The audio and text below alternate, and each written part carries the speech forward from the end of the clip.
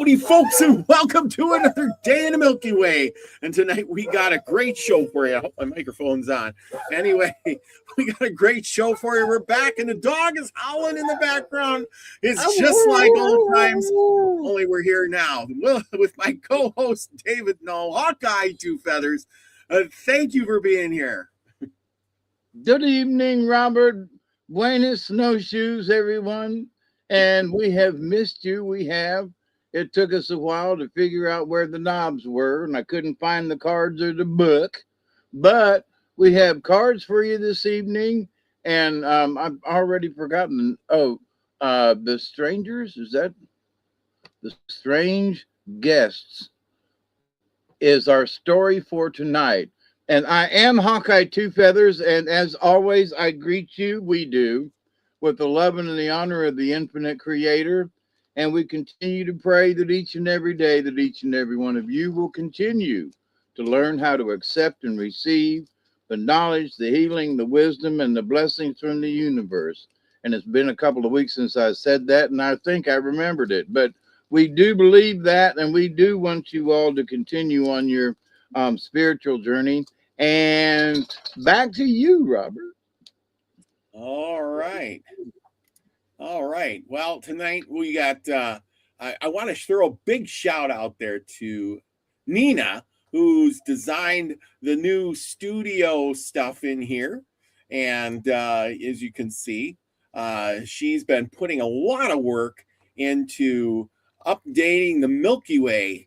And with all of that, let's see, what else has she got? She's got a lot. She's been doing lots of stuff. And I want to be a big shout out. She's got some new merch in the store. So get over there and check it out. Look at that. New merch. She's got new shirts, new hoodies, those tank top shirts for the summer, mugs. There's all kinds of stuff in there. It's got my big smiling mug on there. The new kind of logo thing going on with B, the frequency you want to receive, everyone. She's got all kinds of stuff. And so go in there, check it out. Get my smiling mug on your face or on your chest, you should say. Anyway, it's all good. Thank you, Nina. Big shout out to you. Check out her merch store. Link is in the chat. Link is in the description below this video here. She's done a real good job putting all this together. I appreciate her so much. While I was busy at work for the last 2 weeks straight, she's been putting up shorts. She's been, designing new stuff, making t-shirts. She's doing all the backstage work. And I want to say a thank you to her for that personally. Thank you very much. And we should all support her by going over there to Streamlabs and clicking on and getting one of those shirts. She's got other things on there like the Crustafarian. If you don't know what that is, we're going to have a show on that on the Beyond Truth channel. So check that out. It's all good. You got to go over there and check that. There's a bunch of other stuff on there too. Beyond Truth, shirts, mugs, things like that. But the Crustafarian thing is a new thing. If you don't know what that is, which most of us don't, it's a religion created by AI. And believe it or not, they have to have their own, the agents or whatever you call it, the AI bots, they got to have their own religion. And we're gonna study on that. How about that? What do you think of that? Hawkeye, what do you think of that? Well, AI is what not necessarily me, but we have put into it. So yeah. AI goes out there and finds what we've been thinking and comes up with a solution or an answer. So the solution or the answer, if anybody's surprised, would be what we all have been thinking as a collective, believe it or not. So, yeah. So they made this thing called Molt Book. And, now if you go to R. Wayne Steiger, he is starting a book study on this If you want to get a part of that, I guess you'd have to contact him or go over to his channel. He's been doing a bunch of shows on there. The Molt book. That's the MOLT book. Molt book, not the Bible book. The Molt book for Crustafarianism. It's kind of interesting, all in all. Just tells you that anything that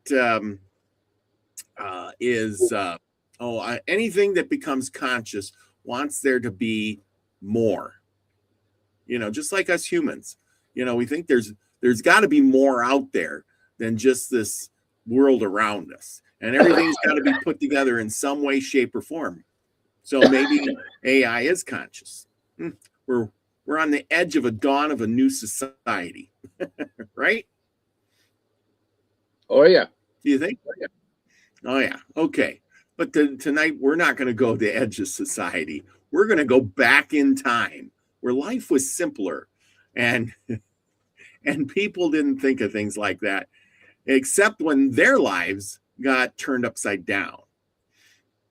And where that brings in the Modocs. And that's what we're going to talk about tonight. Who were the Modocs? Where were they from? What was this Modoc War about?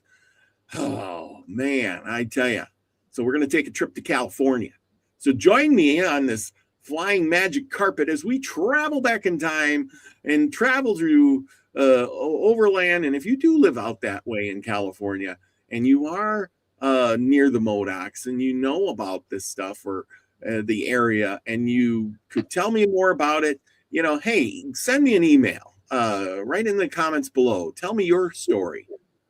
Tell me what you know about it. I love firsthand experience. It's better than anything else. But tonight I found the Modoc War in this book here. It's a really old book. It's Indian Horrors or Massacres by the Red Man. And this was oh gosh, there's a whole bunch of stuff in here. And this, I think this is a early 1800s book. Really nice book if you get the chance to read it or find it. I know this book cost me a small fortune. Yeah, for a 150-year-old book, it cost me plenty. I think it was over $100. What is the name of the book again? Indian Horrors or Massacres by the Red Man. Yeah, go figure on that one. Now, is this from the Red Man's point of view? Yeah, yes and no. No, I mean, I read it. It was like, it's just a story about what happened with the Modocs. So I really dug into this a little bit more.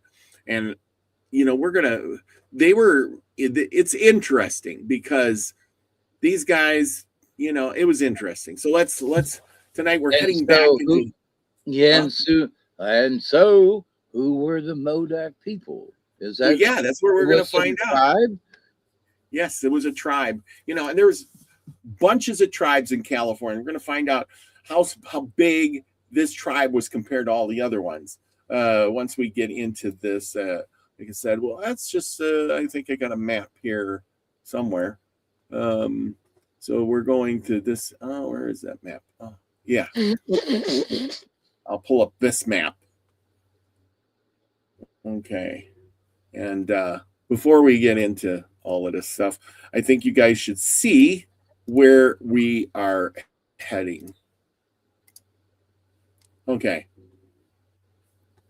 And let's go like this. This is as big as I can get it.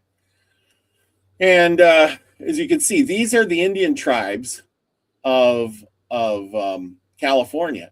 And again, as I've pointed out, the land in the United States was already occupied.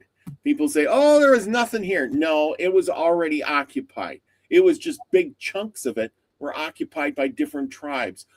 Hundreds, maybe even thousands of tribes occupied the United States. It was not empty. It was filled with people. Now we're going to go up the coast. These are the northern Indians. And if you can see, we have the Modoc way up here by Shasta. You know where Mount Shasta is? It's way up there. The Modocs, are way up there. We've been studying people in the northern part before. Now we're going to get into the Modocs. And there they are, way up here. Because I think we talked about the Hoopa Indians, and they're more over by the coast. Now we're moving inland. So if you can see that, the Modocs are right there, just on the border with or was it Oregon? Yeah, Oregon. Yeah. Now, I was going to ask the question, do you think that the Modoc probably spilled over into Oregon some? Oh yeah, absolutely they did. Here I have another map that shows just that, and you can see here's the California and Modoc tribe homelands, and they Oh yeah. they here in the California, and then they spilled on over over the border Up in Oregon. Yeah, absolutely. Showing So they had a pretty up. big territory, big territory. There's Modoc National Forest. There's a lot of things named after them. You probably didn't hear much about them, but they did make a name for themselves during the Modoc War. So, like I said, that's the people we're going to talk about tonight. Those are the people. Here's the people. And as I bring this up, these are the men that fought. Oh, these are the men that fought them. Here's the natives. These are the people you're fighting. I mean, you've seen the white man. These, see, this is what I don't understand sometimes. It's like, oh my gosh, you got these people, they have like nothing, and you're fighting them. This is not, what were we thinking? What were we thinking? So I just want to I just want to say that's what I keep thinking in my head is, what were we thinking? And what was on their land at that point that they would fight? I mean, well, usually it's over land or resources, right? Yeah, well, and that's the thing. We're there, and remember, this is going to be volcanic land, and so that's where I'm going to head into my spiel of. You better listen up because I got the story right here. Tonight we're heading into the broken country, black rocks, sharp ridges, caves, cracks, beds in the earth, and the wind moving through the lava beds like it's known the story already. This is the Modoc War of 1872 and 1873, fought along the California and Oregon border around places like Lost River, Tule Lake, and the volcanic maze we remember as Captain Jack's Stronghold. We're going to be talking about him. The Modoc people have lived in that homeland for generations, in villages around lakes and wetlands, using their country for food, water, travel, and shelter. And then came the pressure to move, pressure to stay on the reservation where conditions and tensions were bad. It's always that way. Oh, man. Pressure from the settlers who wanted them gone. Yeah. And the pressure from the government to make the problem disappear on paper. But paper doesn't know what home feels like. And a man can sign on a map and say, this is where you belong. Now, we've heard this story before many times where, here, you sign. Okay, you're a chief over here. Well, the whole tribe needs to move. Well, that ain't really how the Indians work. Remember, we talked about the homeland. This might be the Modoc land, but there might be hundreds of villages with different chiefs in each section of that land. Kind of like we have it now. We have a country, we're United States citizens, but you're also in a state. Say you're in the state of California, then you have counties in that state, which are hundreds of counties, and then you have towns in that state, and then you're one of those people in one of those towns, which each one of those towns has a little government, and then that government reports to the county government, and the county to the state, and the state to the federal, and that's exactly how they were set up. Only there was no federal, there was just the state, of the Modocs. Okay. And so it's like the mayor of a city signed a paper for the whole state. Yep. Yeah, And that's everybody was like, wait a minute, we heard of this guy, but he signed a paper saying what? Now I want to mention something else about harsh conditions on reservations. Now, ladies and gentlemen, it was harsh conditions back then, period. But when you were stuck to one locale, it was, and you couldn't go fend for yourself, like go out of range to go find some more meat or buffalo or resource, whatever you needed. So when they put a kibosh on folks going anywhere they needed to go to get resources, then that's when the really bad conditions started showing up.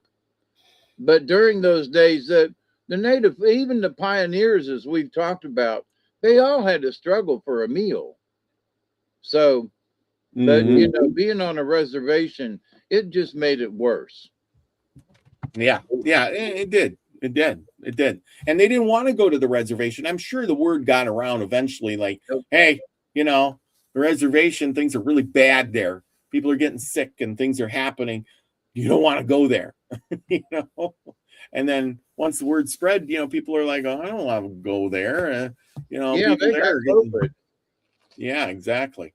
And then back then it wasn't COVID or something. It was smallpox. It was measles. It was any one of those number of diseases that the natives weren't accustomed to, and they would die off by not by a few, but by the hundreds.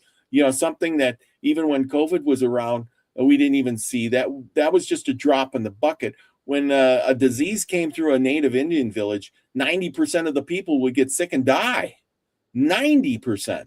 That means, out of your group of 10. Yeah. If you had 10 people in your family, you might be the only one left. So there you go. People don't put that through their head when they say, oh, 90%. Oh, well, whatever. But anyway, so we're going to get back on track here. So we're going to be talking about the heart of this war, Captain Jack. If you haven't heard of him, he's going to come up a lot in this talk, whose Modoc name was Kinpush. I hope I pronounced that right. He led a small band that left the Klamath reservation and tried to remain near Lost River. The National Park Service says that after tensions kept rising, the fighting began and the Modocs crossed towards the lava beds into country that would become both refuge and battlefield. Now, picture the Stronghold, not a fort with walls and not a blockhouse, not a stockade, but a natural fortress. Caves, trenches, lava tubes, rock walls made by the earth itself. The Modoc defenses followed the land, low, hidden, tucked into the natural contours of the lava, while the soldiers had to move through exposed, brutal ground. And that changes everything because numbers don't mean the same thing in country like that. 1,000 men can become confused in the rocks. A small band that knows every crack and bend can disappear 10 yards from you. Fog can turn the battlefield into a ghost story. And on January 17th, 1873, U.S. troops attacked the Stronghold from two directions. The terrain, the fog, and the Modoc position made that attack a disaster for the Army. A small force dug into the ground. They understood and held off much larger force. And suddenly, the whole country was reading about the Modocs in the newspapers. But the story doesn't stay simple because after fighting came peace talks. And after the peace talks came fear. And after the fear came the day that shocked the nation. On April 11th, 1873, during a truce meeting, General Edward Canby and revered Elnazar Thomas were killed. Alfred Meekum was wounded, and Toby Riddle, also known as Winema, had warned that the danger was coming. And after that, well, there's no going back. The army came harder. The Stronghold was attacked again. The Modocs slipped away into the rocks, and the war became a chase, a hunt through stone, brush, hunger, exhaustion, and broken trust. So tonight we're going to tell this story. We're going to tell it as best as we can. Not a simple tale of heroes and villains, and not old dime novels. It's a tragedy born out of pressure, removal, broken promises, and fear and resistance. We're going to talk about why the Modocs fought from the lava beds, and why Captain Jack's stronghold mattered, and why peace failed. And this was a small war, left such a strong shadow, because there was when they're out in the lava beds, the land still remembers. And if you stand there today among those black rocks and hidden trenches, you can almost hear it. The wind, the footsteps, the waiting, and the hard question that sits behind the whole story. What happens when people are told they cannot live in a place that made them who they are? And that's where we begin tonight, the Modoc War, Captain Jack's stronghold, and the Battle of the Lava Fields. Well, there you go. That's what we're talking about. And there we go. Hey, Witchy Moon's in the house tonight. There we go. Got elderberry. Yeah, there we go. Yeah. New merch. Yes. And it says there's new merch. Okay. And we will be doing yep. She says we will be doing a show on Crustafarianism. What is that? Next week. Yep. Elderberry's got his guesses in already. Turtle, buffalo, horse, lizard, bear, and butterfly. So if you haven't got them in, get your guesses in for the what do you think the cards are going to hold tonight? Yes. There we go. Thank you.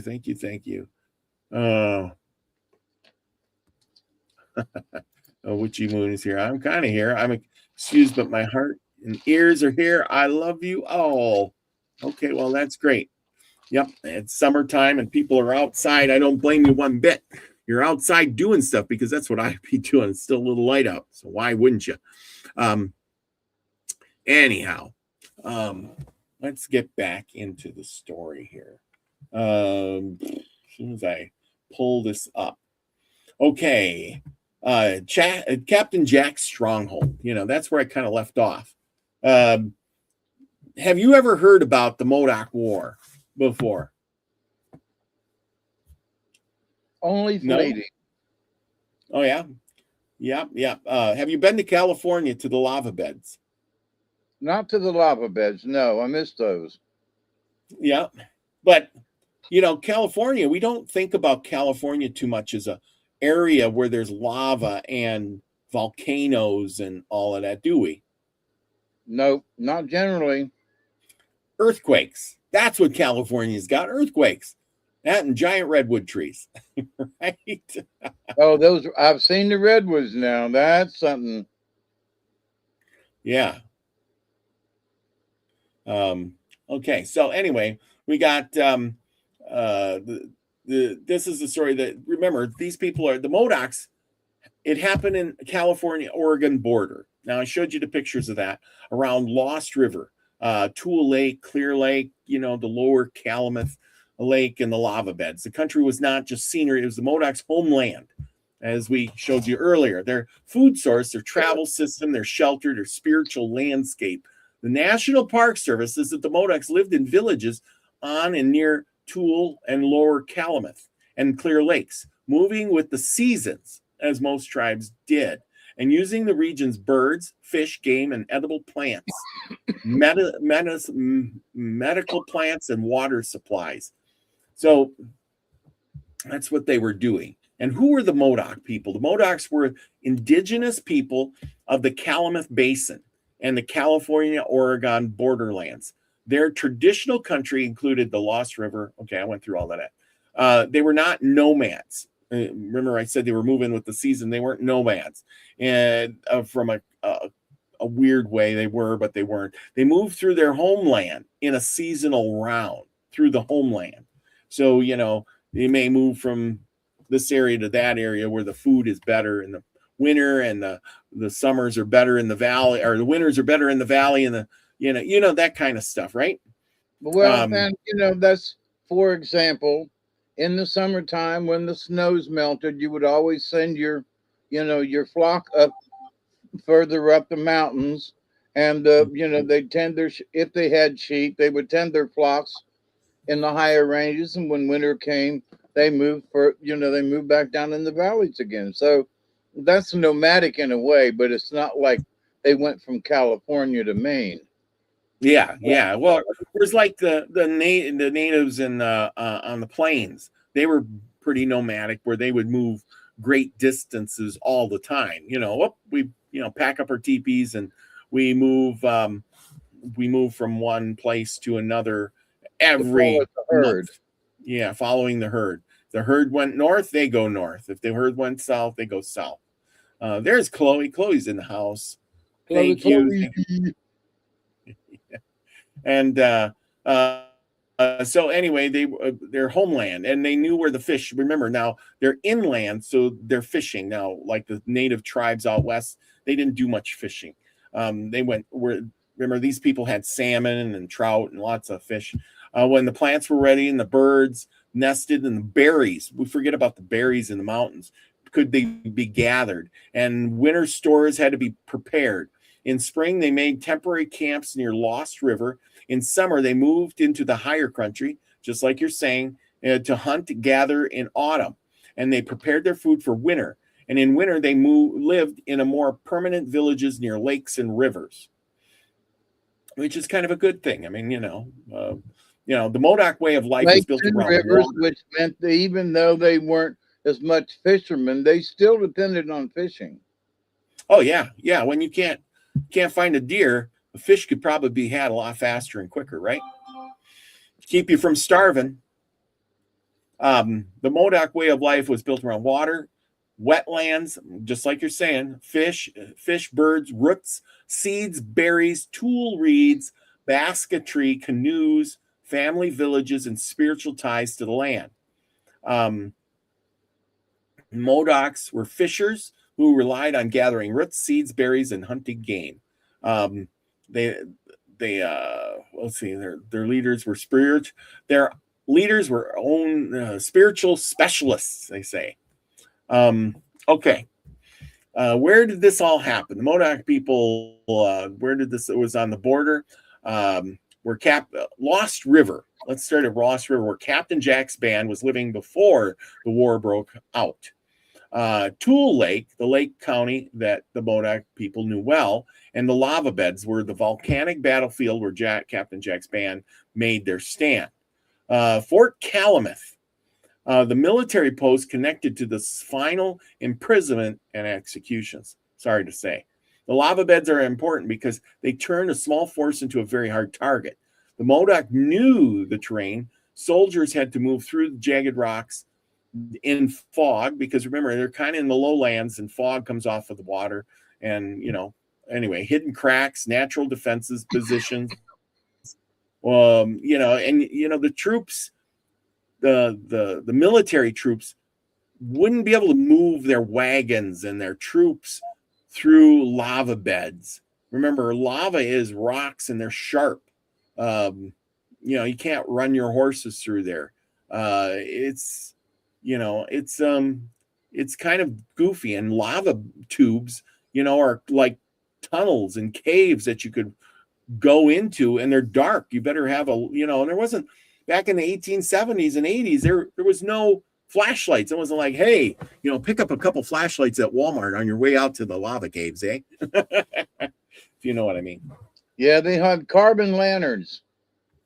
Yeah, that's it. And you think the natives had carbon lanterns? No, I don't think they did.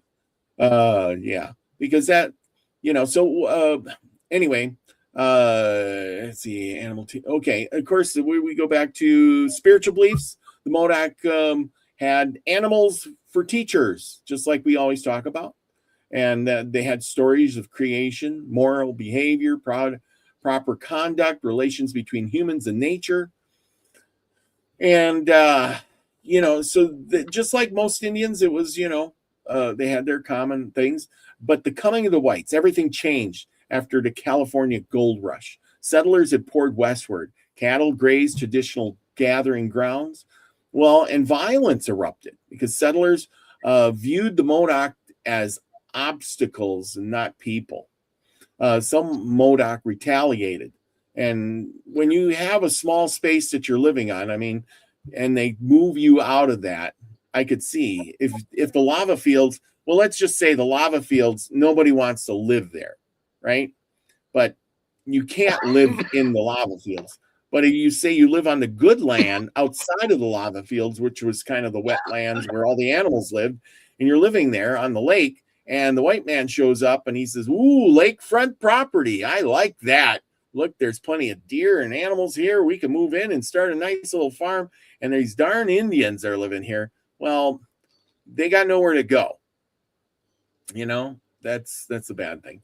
Now we're going to talk a lot about Captain Jack. Kintapush. Kintapush.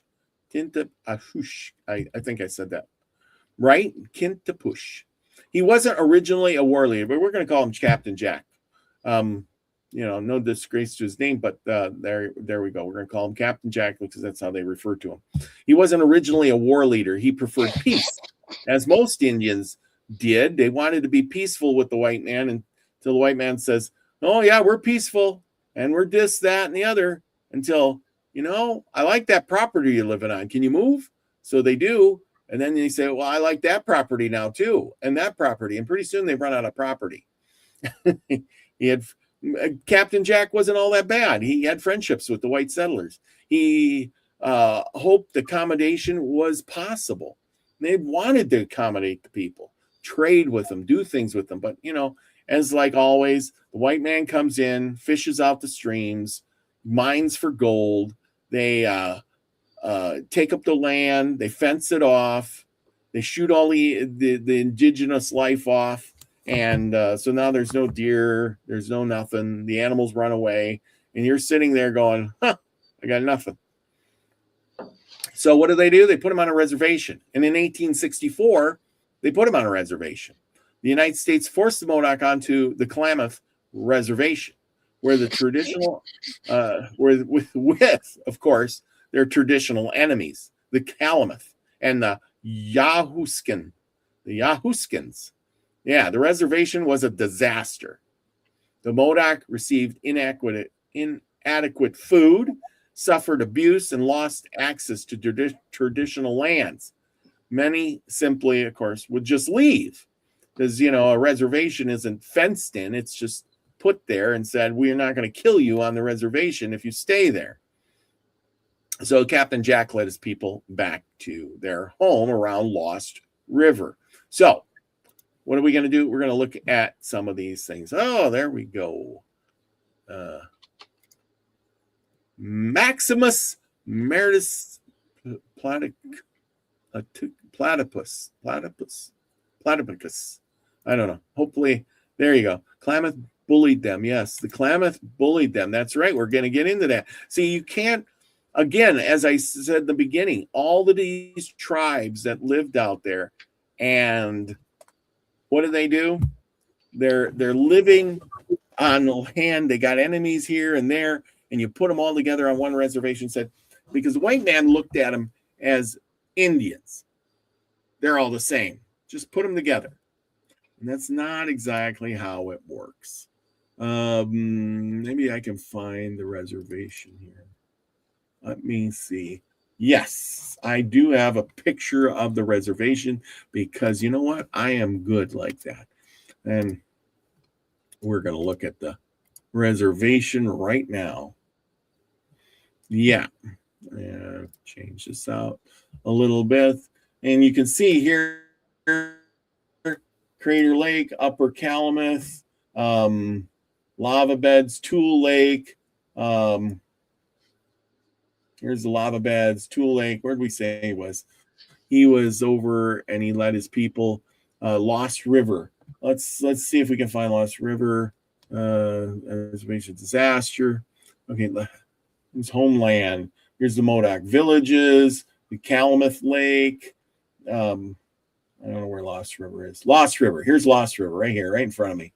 So he led his people from the reservation here, which isn't a far jump. I mean, back to Lost River to the Modoc villages, right in here. I imagine this is like 200 miles, maybe. I mean, you're moving the people from their good homeland around the river and everything to, and then what's up in the reservation? Let's look at the reservation. You got some mountains and you got a few rivers here, but no lakes. And this is probably mountainous area. You can't float your canoe down a mountain river, not like you can over here in the big lake or this river. And I imagine there's not as many fish. This is more open area. Where's all the rivers and streams and open land for them? You get what I'm saying? Hawkeye, what do you think of that? They would congregate towards the water because they have to. Yeah, because like I said, there ain't going to be there's not going to be many fish. You can see in this picture that there's mountains by these rivers, and rivers that go through mountains don't have as many fish in them. They're rough waters. It's not like a lake, right? Well, now trout love that them bouncing waters. So, but it depends. It depends on where the rivers are and how far upstream the fish have gotten. But the amount of fish is different in rivers, of course, than they are in lakes. So, well, absolutely. And again, this is the Calumet Indian Reservation. They were just putting all the native tribes in the area on this reservation. The Modoc, as you can see here, lived down this way. This is their homeland. This is their area. They lived around. They had the good stuff. Oh, here Maximus says there was a movie called Drumbeat. I've never seen it. Made in 1954 about this. It kind of glossed over many of the things, but is entertaining. Yes, I think I'll look that up and see if it's out there. He also says Lost River Valley was the original home. I'm so glad I got smart people that watch the show. Anyway, yeah.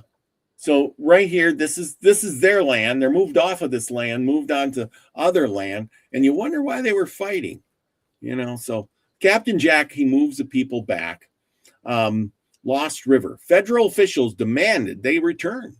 Soldiers arrived, and nobody really knows who fired first. But on November 29th, 1872, gunfire erupted, and several Modoc and soldiers died. Captain Jack's band fled. Now, I don't know if I can get these up here.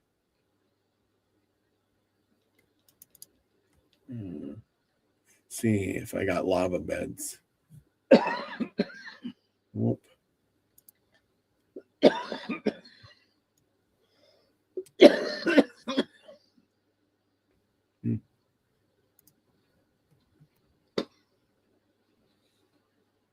Huh. I don't know. Oh, there we go. Here we go. We got lava beds.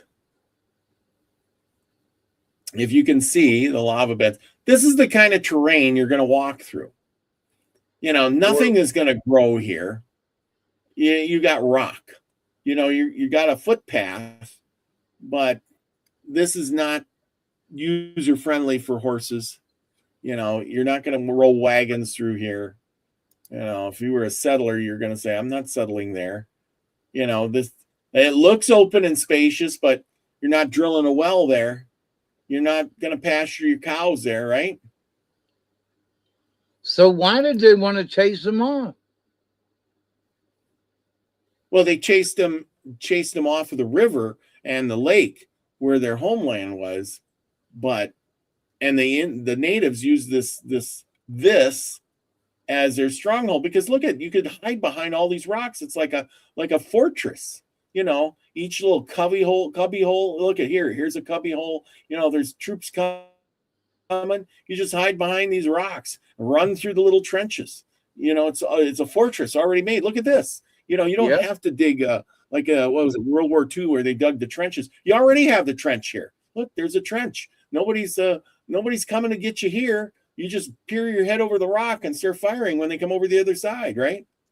And here comes the cavalry, and the natives are like, "Yeah, come on, you're going to have to go Yeah, single file while we throw rocks at you from above."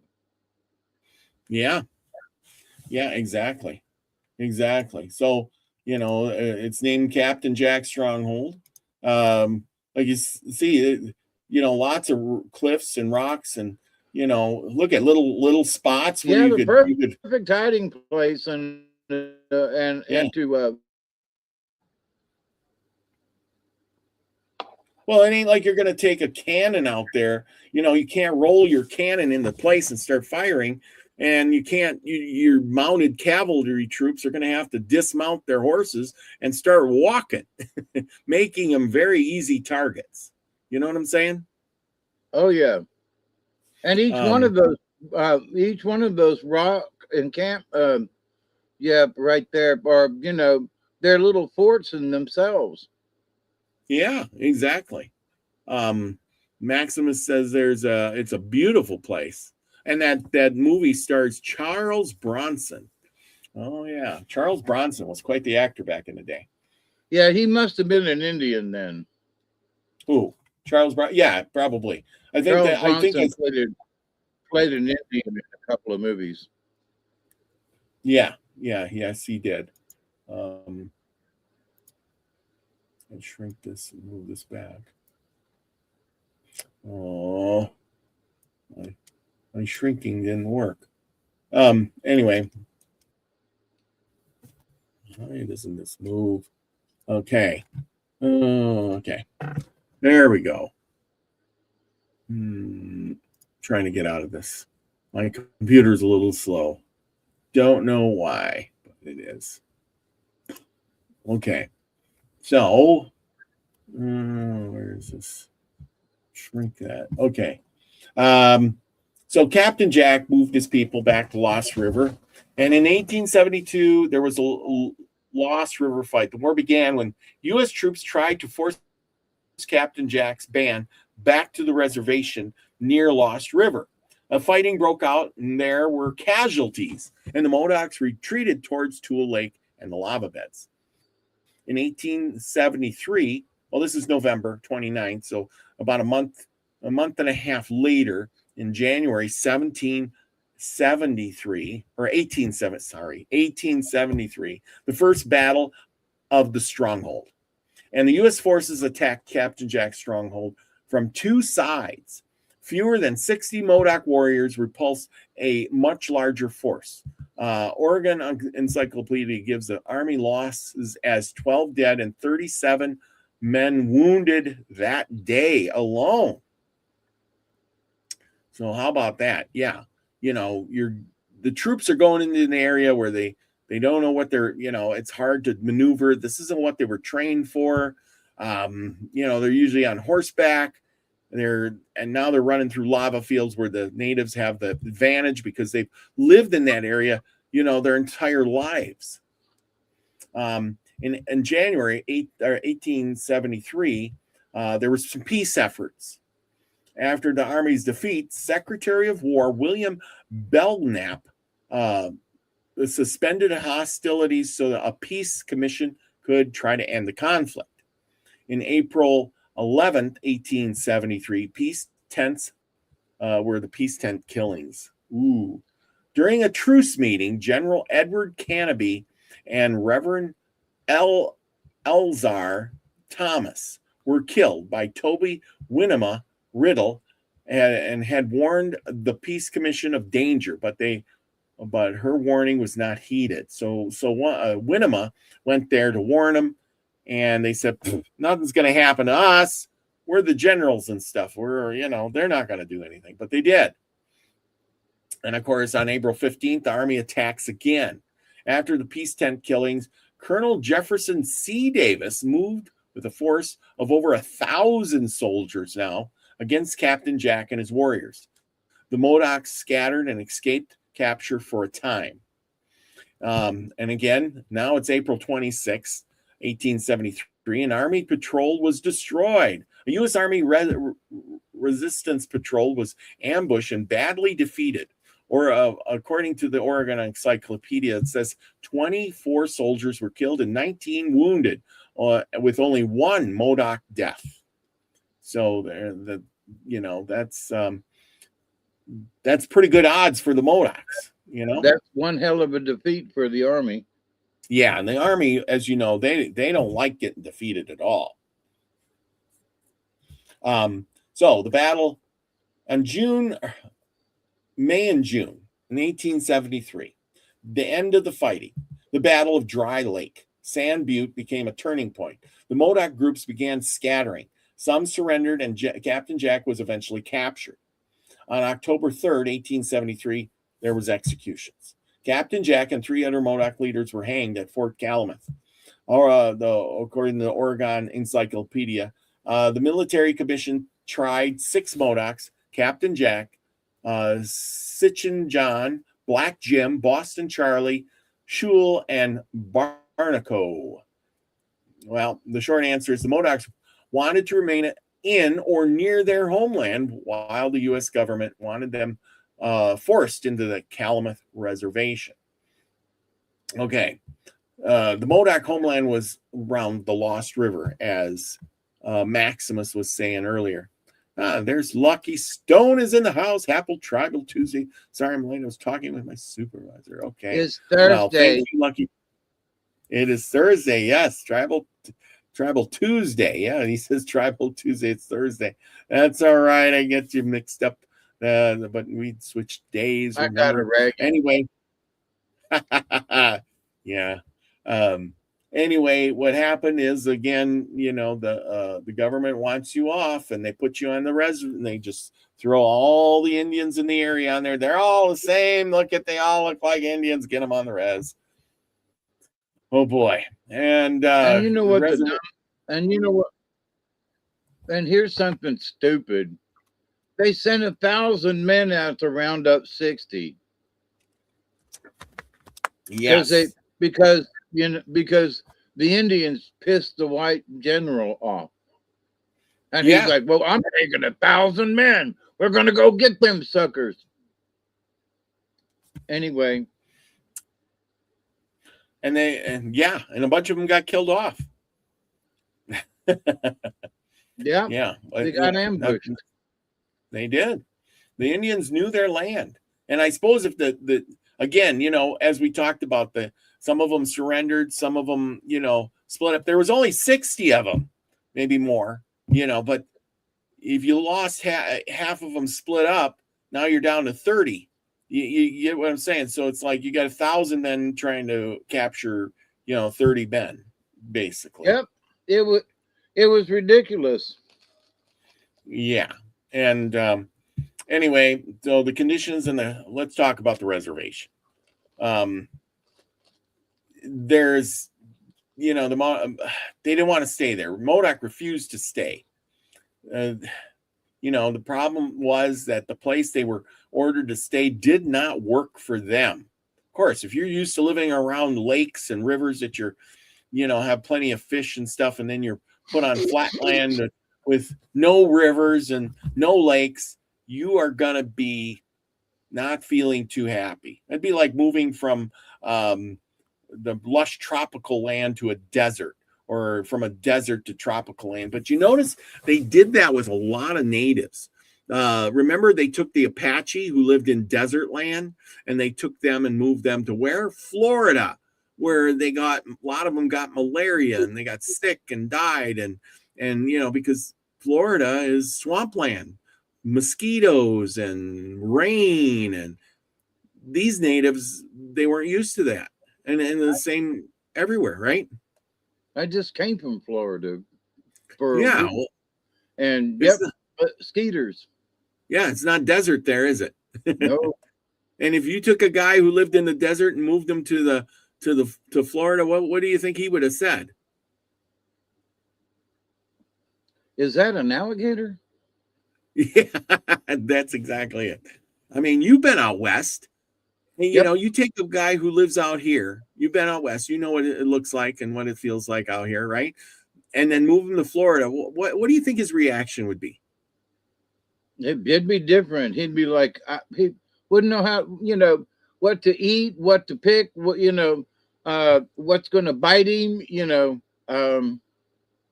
Yeah, yeah, exactly. Exactly. Big change. You wouldn't be happy, would you?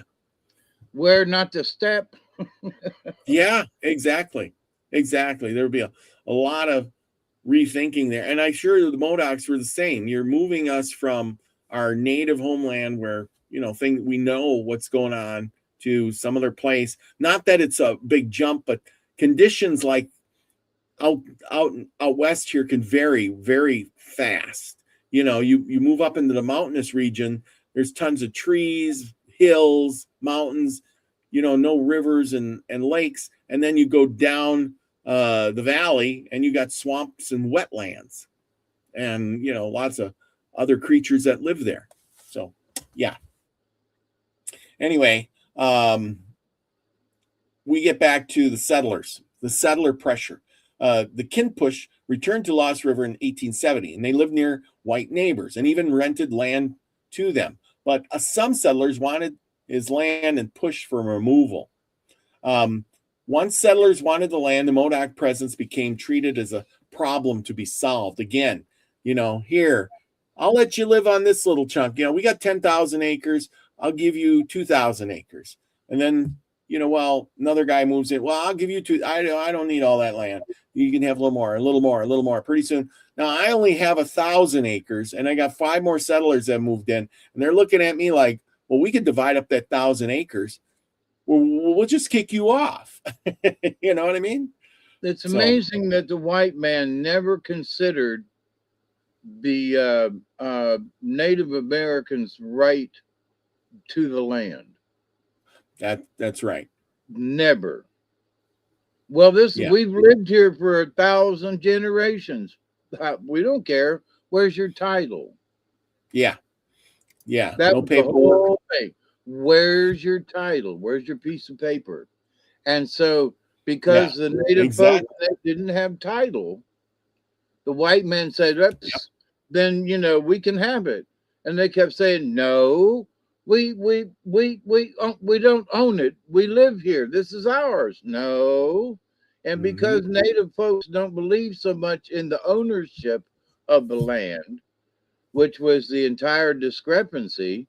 No one owns it. Oh, but in this treaty here, we're going to take 3/4 of your property that you don't own because you Yeah. claim you don't own it. Because of the way your history and your spiritualness and so forth and your closeness, you don't own the land, so therefore we do. That's right. That's right. Absolutely. That's right. So, yeah, the war did not become because Modoc suddenly didn't want war.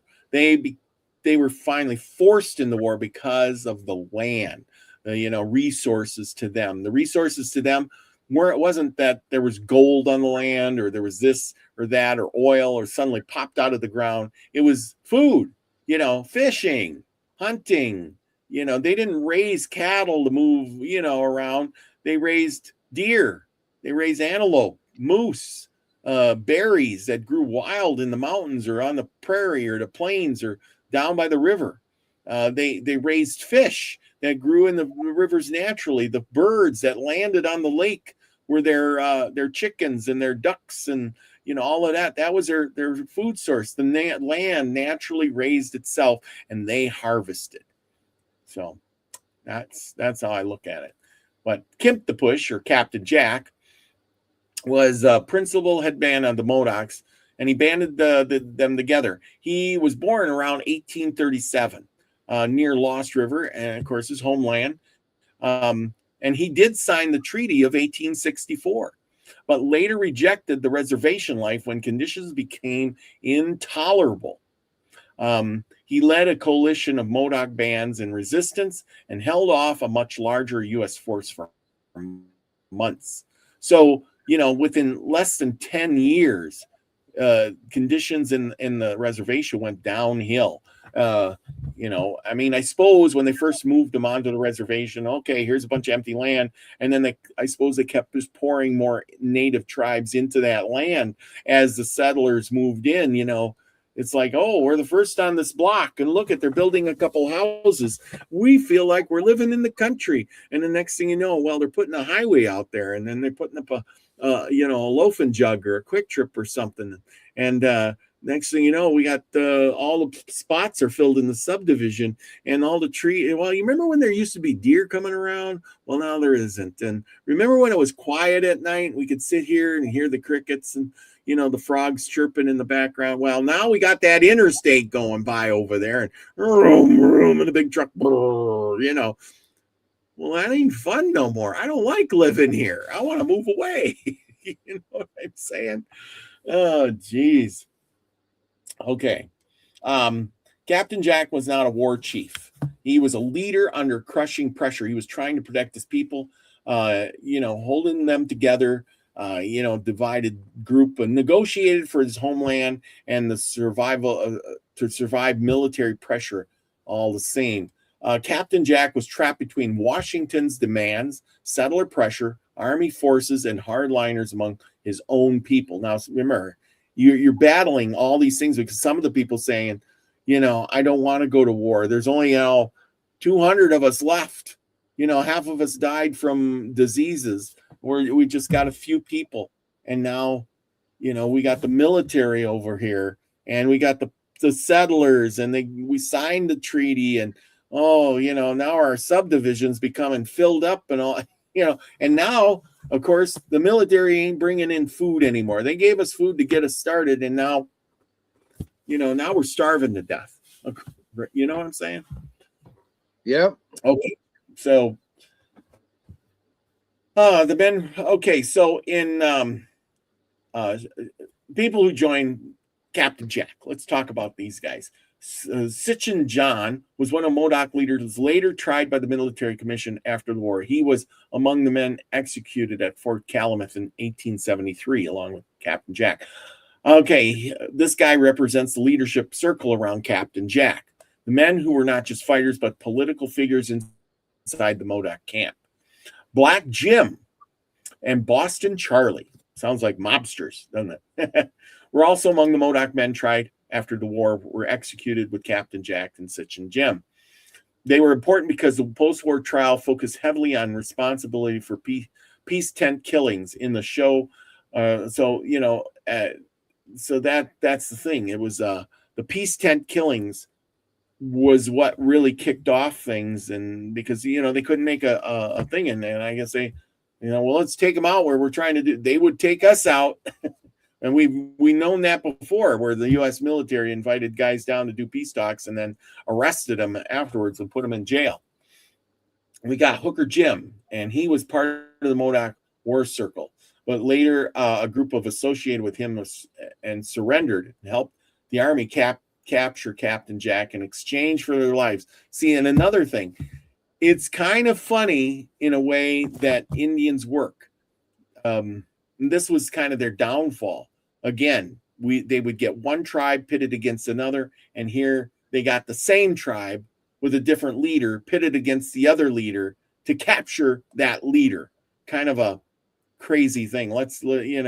Getting Hooker Jim, who was who broke away from Captain Jack after they were fighting, to go and help capture him. So you got the bad guy trying to capture the bad guy. If Hooker Jim shows that the fracture of the Modoc side, yeah, exactly. Surface Charlie, or Scarface Charlie.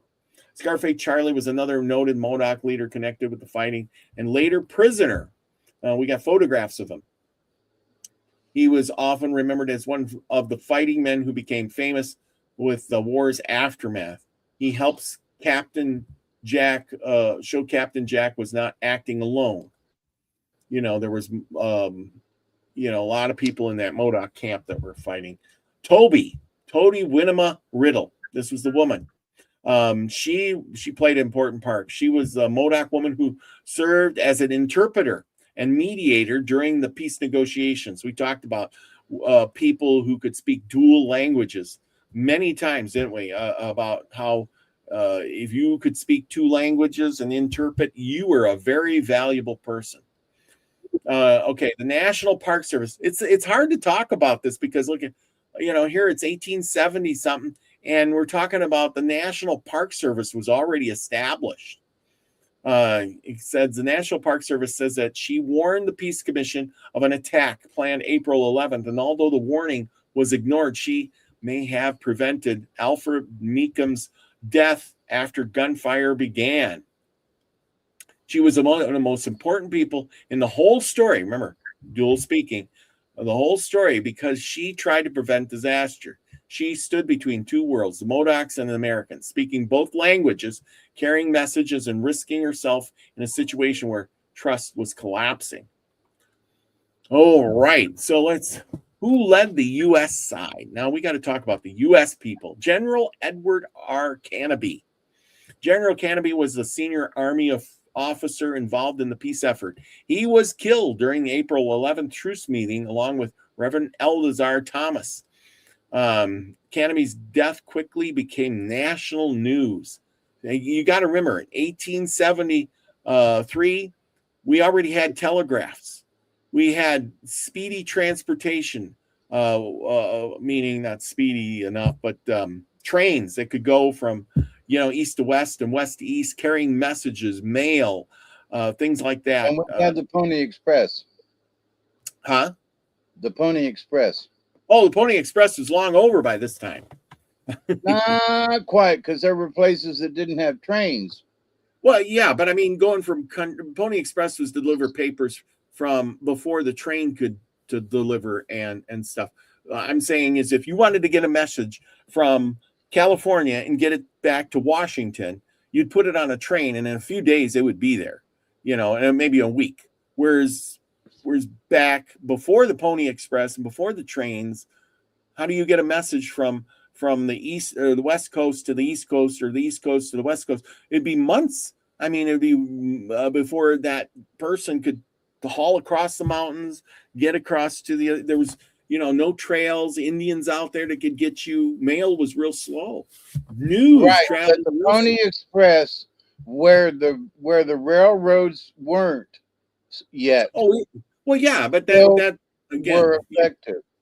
But they still ran until there were trains. Yes, the train started in 1869.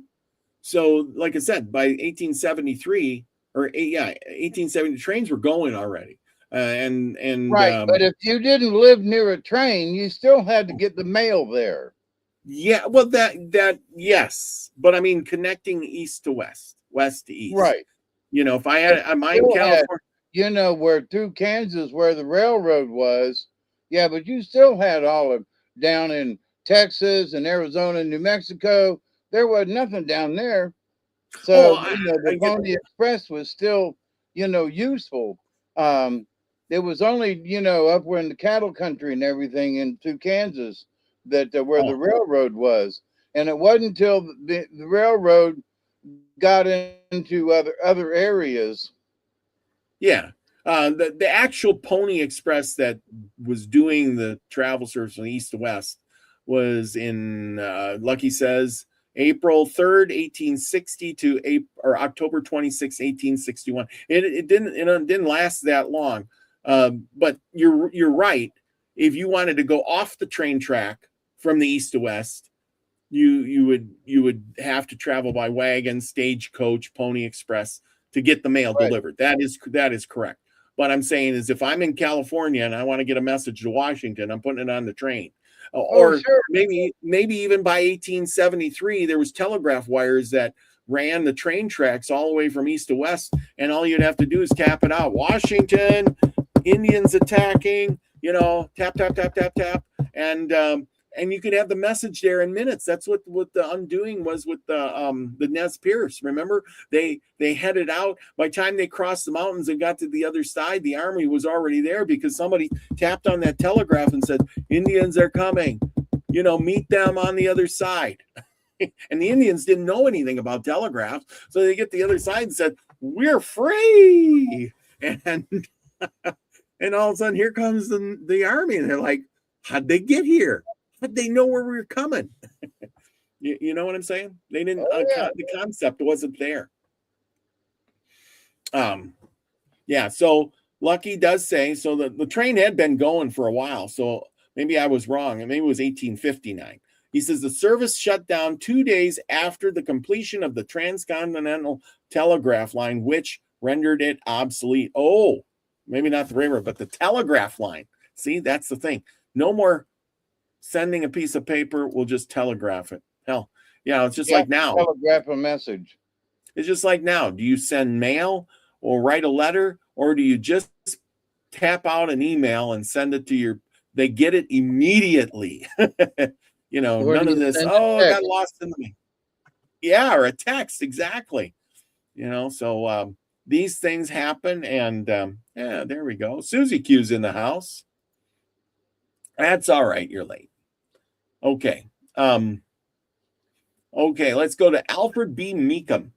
Alfred B. Meekum was a chairman of the Peace Commission and survived the April 11th attack. Toby Riddle is credited by the National Park Service with possibly saving his life. Meekum is important because he becomes part of the story after the war, too. He shaped how the Modoc War was remembered. He did a lot of public speaking and writing. Reverend Elzar Thomas, he was a member of the Peace Commission, was killed by Canopy on April 11th. Okay, so when we talk about Alfred Meekum, the thing is he shaped the story because he was doing public speaking and writing about it. But again, it's in his interpretation of it. I wonder how the Indians really, the natives, the Modocs really felt about it. I'd like to get their perspective of it all. We got Colonel Alvin Jellum. He was one of the Army officers associated with the military operations around the lava beds. His camp is identified on Modoc war maps and in accounts of the lava bed operations. Gillum represents the field command, a side of the Army, the men trying to turn orders into action in terrible terrain. And of course, one of our other big figures is Colonel Jefferson C. Davis. He sounds like a Southerner. Almost. After the peace tent killings, Colonel Jefferson C. Davis attacked Kinpush's position, which is Captain Jack's position, and forced more than 1,000 soldiers, and the Modoc scattered. I suppose when you got 1,000 soldiers out there and you're only about 60 guys, well, you're gonna scatter. He was who was he under the audience under? Okay, Jefferson Davis was of the Confederacy. This was a U.S. Army officer. His role comes into the war shifts and negotiations.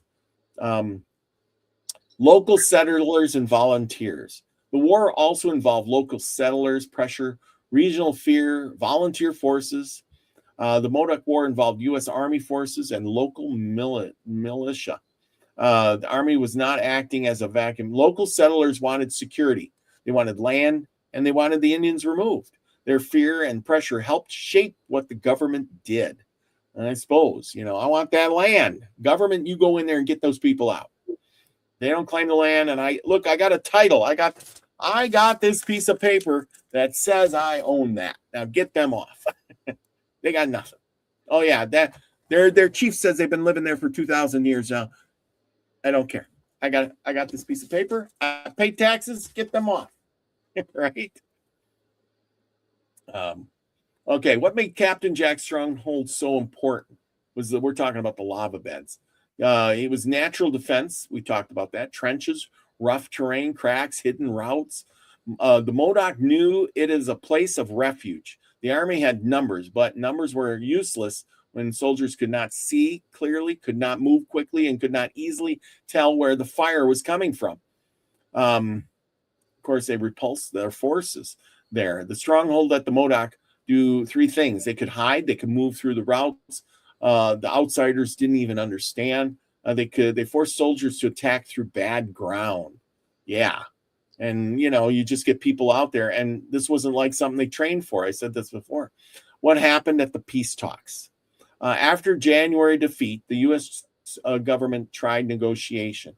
The key issue was Captain Jack's desire for a reservation in the Modoc homeland around Lost River. The National Park Service says after the first battle of the Stronghold, several meetings were held, and Captain Jack repeatedly requested a reservation in the Modoc Lost River homeland. Well, which you can't blame him. Yeah, he wanted to be in his homeland. But the talks dragged on. The Army kept building strength, and I suppose it's like, hey, we're in, let's get the Army over here. We're in talks. We'll build up thousands of troops, and we're fighting against this handful of Indians, and they're like 100 guys. We're not going to negotiate with 100 natives.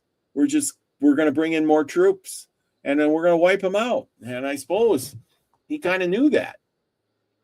The Modoc camp was divided. Some wanted peace. Others believed that the commission could not be trusted. Oh boy, you can't trust the government? What are you thinking? You can't trust the government? What's the matter with you? But on April 11, 1873, during the truce meeting, Canby and Thomas were killed. Toby Riddle was warned at the commission of this beforehand. This was a turning point, April 11th. Probably still rings true today. They probably celebrate April 11th. There was possibly a negotiation after April 11th, but public opinion hardened, and the Army came harder, and the war became a manhunt. Okay, what happened after the war? After the Modocs scattered and surrendered, Captain Jack and other leaders were tried by a military commission, and Captain Jack, Sitchin John, Black Jim, and Boston Charlie were hanged at Fort Calumet on October 3rd, 1873. Of course, if you can't beat them, you catch your leaders and you hang them, and the rest just surrender, right? Many Modoc people were removed from their homeland, Oregon. Or let's see, it says 1873. 156 Modoc captives had been taken to Fort Calumet. The post-war punishment and removal became part of the long aftermath of the war. Again, 156 against 1,000 troops. The Modoc people are still here today, though. They're thriving indigenous people living mostly in northeastern California, south central Oregon, and northeastern Oklahoma, with many Modoc and descendants enrolled in the Calumet tribes and Modoc Nation. Of course, they're probably getting along today after 100 years of being together. But the most important thing, the Modocs didn't end; they survived. So that's the thing. And I got some more pictures here, if I can get them up, and we'll go through some of that as always. But make comments as you want on this as we go through some of these. Let me consider this. Yes. So it's considered a war when actually what it was a skirmish. Yeah. Well, it was their war, but U.S. war. Right. As the U.S. calls it a war, and the natives call it a resistance. Yes, exactly. It wasn't a war. It was our land. You're running this off. Are you kidding? But the Americans called it a war. Yeah, we do that. The sad part is did they call it a war? Now let's just consider this. As you were talking about this, it was a skirmish until those guys got ambushed, and then it became a war. Yeah. Think about that. Yes, exactly. We're at peace talks, and all of a sudden, but isn't that how it goes most of the time, especially with the United States, for instance? We're like right now we're over in there in Iraq and Iran and all those foreign countries, and if one helicopter gets shot down or one ship sinks, oh my gosh, the end. Oh, they wrecked one of our drones. We need to go in and double down. It's like, what? Oh, it's an American. The Americans are coming marching, and don't shoot any of them, because if you shoot one, 5,000 more will show up at our doorstep. And I think they know that in a way, so they kind of avoid that, because if you don't poke the bull, he won't charge you. And that's what happened here. They poked the bull, and then instead of 100 troops, they got 1,000, right? Yeah. And it started out as 10 troops, Yes, exactly. And like you said, so anyway, you got these Modoc guys out there. They just wanted to live on their land. And of course, here's the troops, trying to fight in this thing. I want to just say that this is one of those things where we can turn back time and go into the past, because at this point in time, the 1870s, they had cameras. We have pictures of these people who have long been gone, and we can look at their faces and who they are, and the look, how they dressed and what they looked like. We are, some of them are wearing, the caps. Here's a guy looks like he's right out of the movies, but look at these tall hats. I don't remember seeing these tall. Where's the cowboy hat that they show on the TV shows? Not one guy here has one of those cowboys. They got derbies. They got these, tall caps, kind of like what would you call that? The stovetop. Stovetop hats, yes, stovetop. Some of these little caps like this are from like the war, troops or whatever. So everybody's wearing something different. It's kind of funny, but the different looks, the shave, the beards, the giant mustaches, not the kind of men that we would see today, probably. But no, look at this. Until the 1950s and into the 60s, men wore hats. They did. They wore beards. Beards, hats, mustaches, the whole 9 yards. You look at these guys. Let's look a little closer at them. Look at their boots. Some got they got boots over the in case you get stuck by a rattlesnake. I don't think these are kind of boots that you'd be crawling in rocks with, though. The coats, button-up coats. Look at here, button, not zippers, buttons. This guy's got buttons. They all got big buttons, kind of like a Amish. Look at here. Here's a guy. He's in a suit, or what we would call a suit today. Yeah, with a waistcoat and everything. Yeah, exactly. A little derby on his head. Yeah. These are. There's a couple of guys. Yeah, some guys are dressed in military gear. Some guys are just dressed, not is. I mean, we look at them, but then we think this is not the kind of clothes we dress in today. This would not keep you probably as warm, or whatever, zippers and pants and things, and a lot of different garb. So, like I said, this is just zippers. I know, like I said, we have to, you look at this and we look at them as men, but when you really start getting down to the nitty gritty, they were a different kind of man. Okay, let's move on to the natives here. This is a look of a Modoc. Thank goodness for pictures. We can go back in time and see what they look like. This looks like an Indian woman.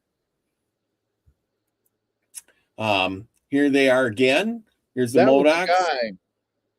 No, that's a woman. It's got to be a woman, doesn't it? No, it don't got to be. Look at her beads. Okay. The beads. It's a girl. Yeah, she's got beads. Long. And men had long hair too, but like I said, she's got. And men wore beads, but yeah, but she looks more like a woman. I think. I don't know. I could be wrong. I mean, of course, here we look at this picture, the Modoc women.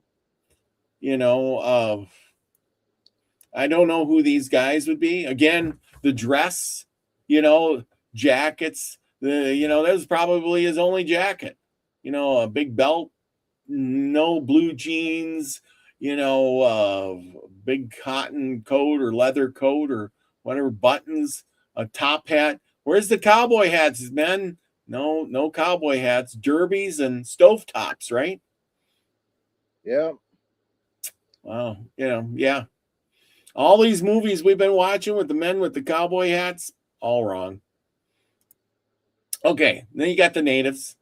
Of course, he's got the moccasins on. I don't know who this guy is. This could be Captain Jack. I'm not sure. Yeah, definitely a native Modoc. Here's more Modocs. Again, their traditional garb, I imagine. Of course, they live in that area, kind of the mountainous region. They would have, they wouldn't be in their leather, whatever thongs and stuff. They would have had more clothing or cloth by this time in the 1870s. Notice these guys all got short hair, except for the woman. And who knows? I don't know who this guy is or why he's in the picture. This could be, the reverend or their leader of something. Maybe he's the father, or he took this is his wife or something, and these are his No, he's children. the Indian. I am not He's sure. the Indian trader guy. Oh, he could. Yeah, he could be the Bureau of Land Management guy. Thank you very much. Not sure. Bureau of here's Indian Affairs, but yes. Yes. Here's the Modocs in the lava areas. Well, I guess they did have horses. Look at there. And protecting their homeland. This is part of the Modoc War.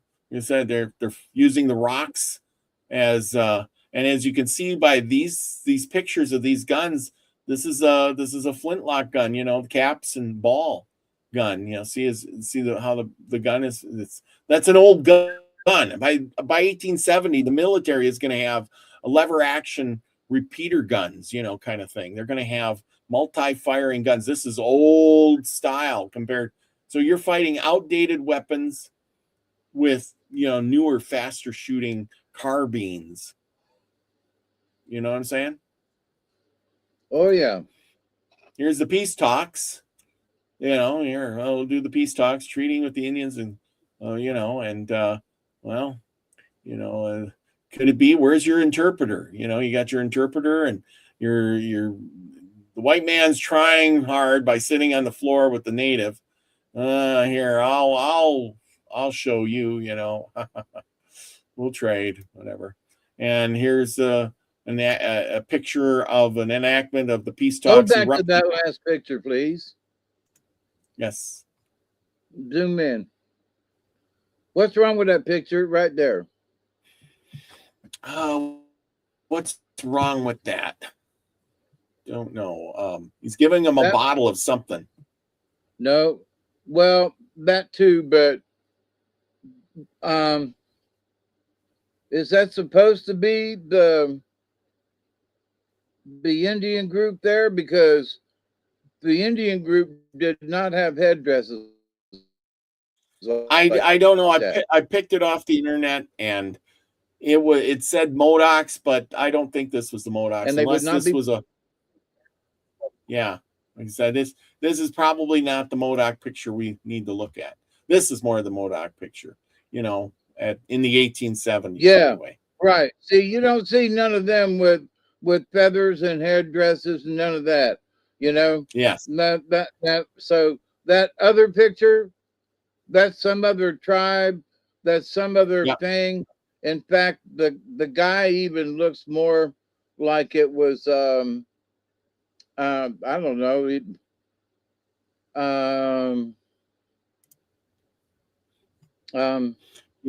Revolutionary War. He's got the wrong. He's got the wrong hat on. Right. He looks more like French and Indian War or something.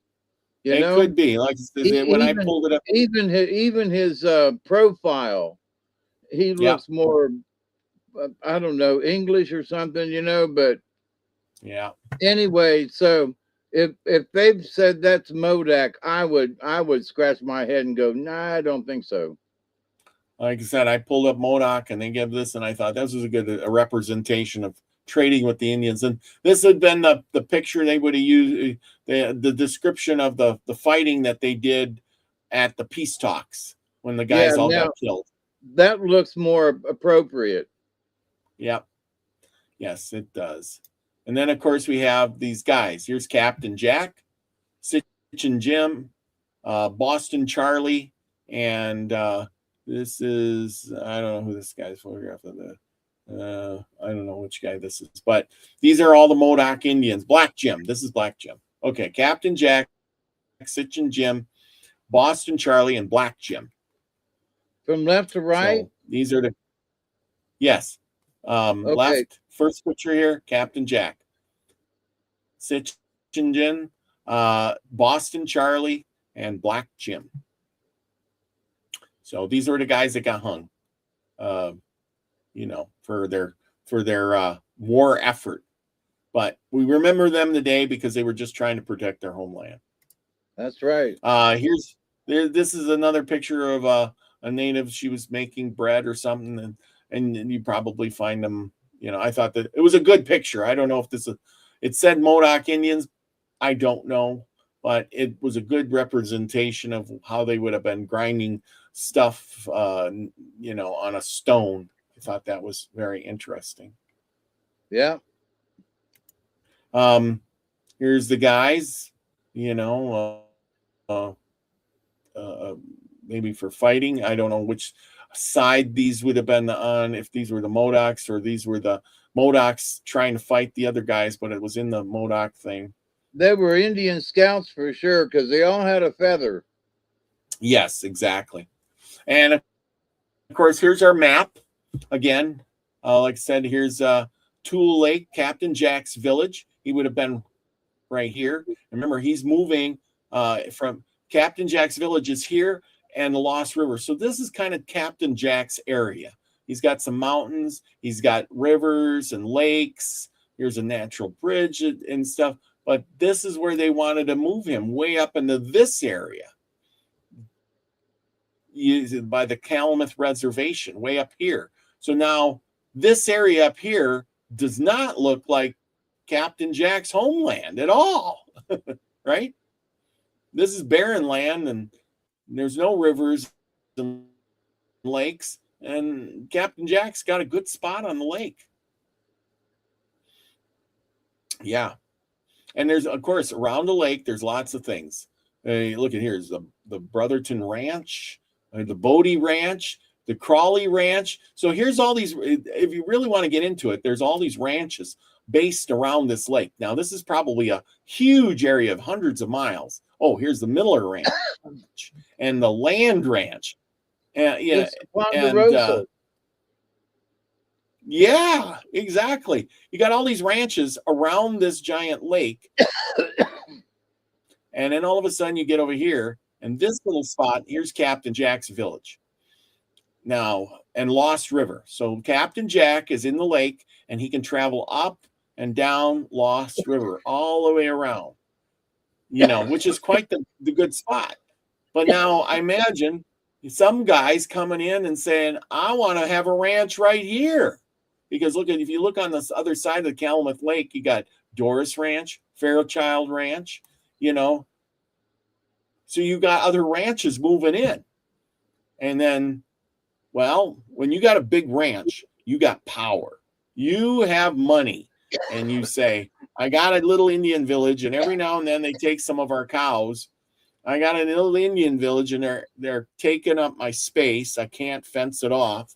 I got a little Indian village over there, and they're, scaring away my cows and hunting all the deer, and they're destroying, what I want for pasture land. You know what I'm saying?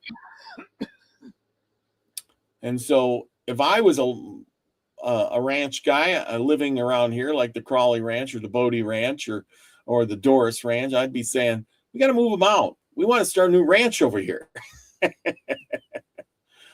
Yeah. Okay. So enough of the, but anyhow, tribal histories, series, okay. Back in the day, the Modoc tribe, this is their homeland. We went through this once before. It crossed over California and into Oregon. Now they had this whole area, and now they were being pushed from here up into one little spot, which,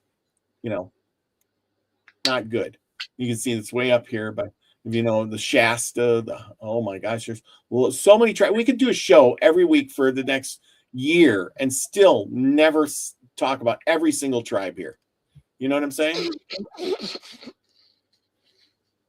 And each one of these speak different languages. You know what I'm saying? So you're talking about all these different languages here. They have the Athabascan, the Chumashan, the Hokan, the Penutian, the Uto-Aztecian, and the Wapo languages, different languages. And each one of these red and green and blue areas is different languages. So now, again, as we talked about before, we have a language barrier between one tribe and the other. We have language barriers between the Americans, English, and and these other tribes. Oh, I can't even imagine the confusion there. Can you? It's just crazy. So anyway, like I said, here's the Modoc village, and here's their Indian reservation. Oh, it is Crater Lake. I don't know. There's Crater Lake way up there. That's supposed to be a beautiful spot. We were talking about the confusion of the natives with different languages there for a second. There's like umpteen different languages throughout California, and to think about the different languages is crazy, because if you went from one area to the next, they speak a different language, and then the Americans come in, and back even in the 1860s, 1870s, when these natives were making these treaties and stuff, most of these people that were there probably spoke broken English, because their ancestors came from Germany, or they were French, or they came from Italian or Irish or whatever. So everybody had a dialect and accent, and now you got those barriers. So one guy might be speaking German, and he's trying to translate into American to translate into the Modoc language. I can't imagine. But like the Tlingit and some of the others, there's a lot of clicking sounds with the language, and absolutely that comes from, guess where? Overseas, from China and Indonesia, and so some of those heritages came from across the Pacific. Exactly. Well, they made over what they say the land bridge and came on down. So Lucky's kind enough to put in the cards for tonight, the animal cards. They're in the chat, so pick your bunch. They're all there. There's cards a lot of those that ain't there because I've already pulled the cards. No, I'm saying here's your choices, people. This is the choices. He's kind enough to put them up instead of just guessing, because you know how Scotty Boy gets in there and he says, "I want something or other. I'm gonna guess something's crazy." We got Susie Q who says she wants dolphin, skunk, eagle, fox, and badger. Good for you. I've already pulled the cards. Well, yep. Don't give it away. Don't give them away. We got a few others who guessed earlier. I think Elderberry, he's already got in his earlier turtle, buffalo, horse, lizard, bear, and butterfly. So good for you. Get your guesses in, and there we go. So anyway, we got a story for you tonight, like always. Good story. And from that book, Folk Tales and something or other, I can't remember. But stick around, everybody. We got a story, and then we got cards. So it will be good.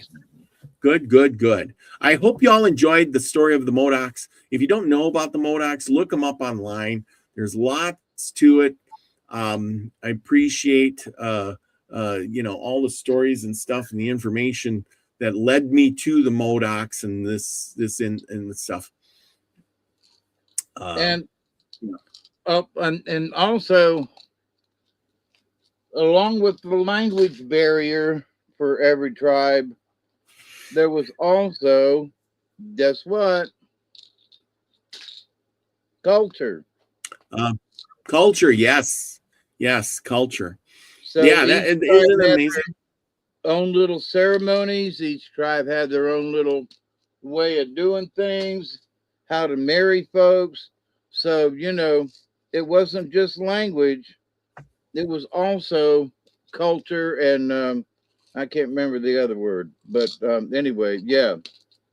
So you get the idea. You caught me in the middle of taking my meds. Oh, well, that's all right. And I missed them earlier today because I was traveling, and so I got to take them. So hang on just a minute, and I'll be done. Don't you worry. We can segue, which with the story coming up. I'm almost done. Well, that's all right. Yeah, I've only got a slew of them to take every night. Susie Q says she's tired. 11 pills I gotta take. She says she's gonna lay down and listen. Thank you, Susie Q, for coming and listening. That's what we're here for, is to entertain you all. Stories coming up, and you can be like a bedtime story for you. Witchy Moon says she's tired. And then the cards.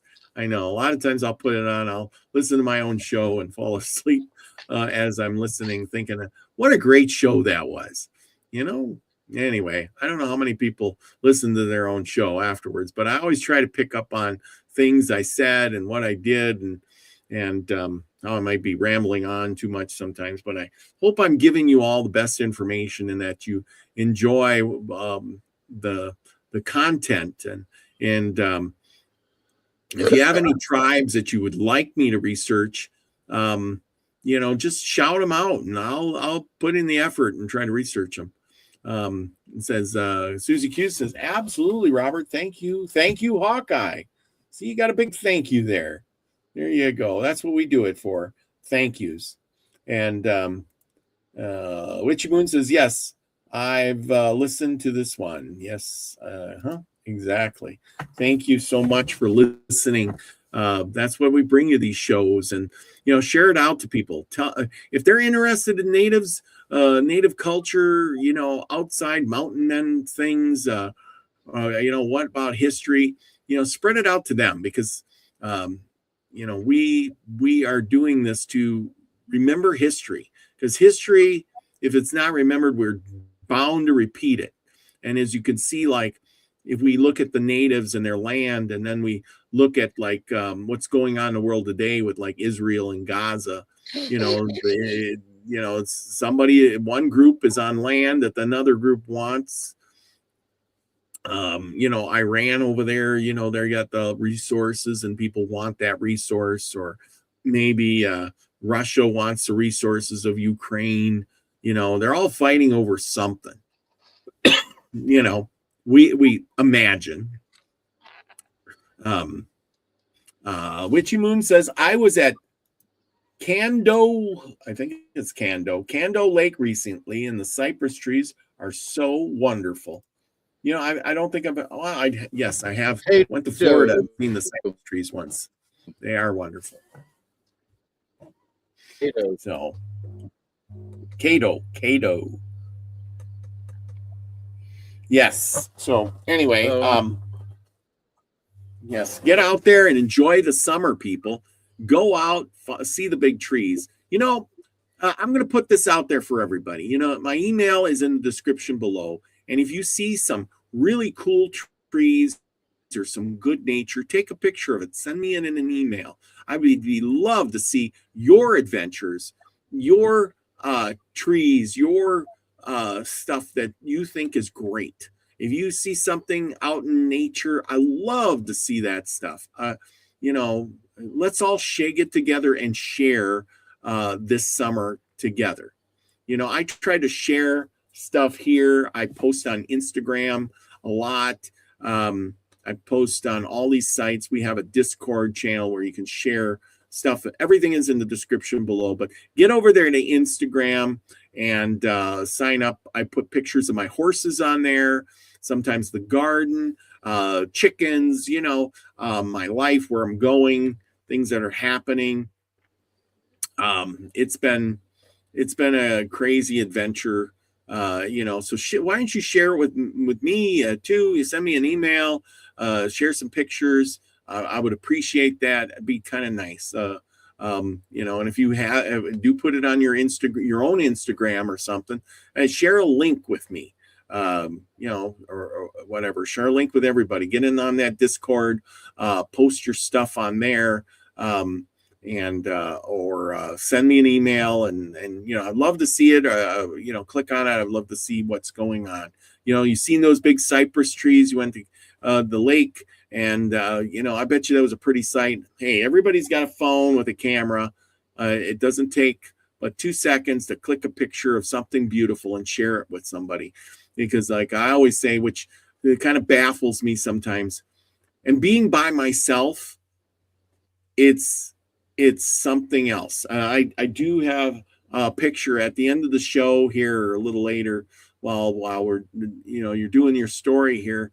I am gonna share a picture that I have that I thought was really wonderful that happened in the last few days. So people stick around, and I will show you that in a little while. So, are you set? yeah, and something that happened just a couple of days ago. I'm down at Sherrod Island um, in Florida, and went out in the canoe to get to the island. Took Duggar, Mm-hmm. and it was his first time being on a beach. Oh, It was, really? we're sitting there fishing, arguing with Duggar because he's going underneath our lines, right? Yeah. And in the ocean. So, did I take a picture of Duggar in the ocean? No.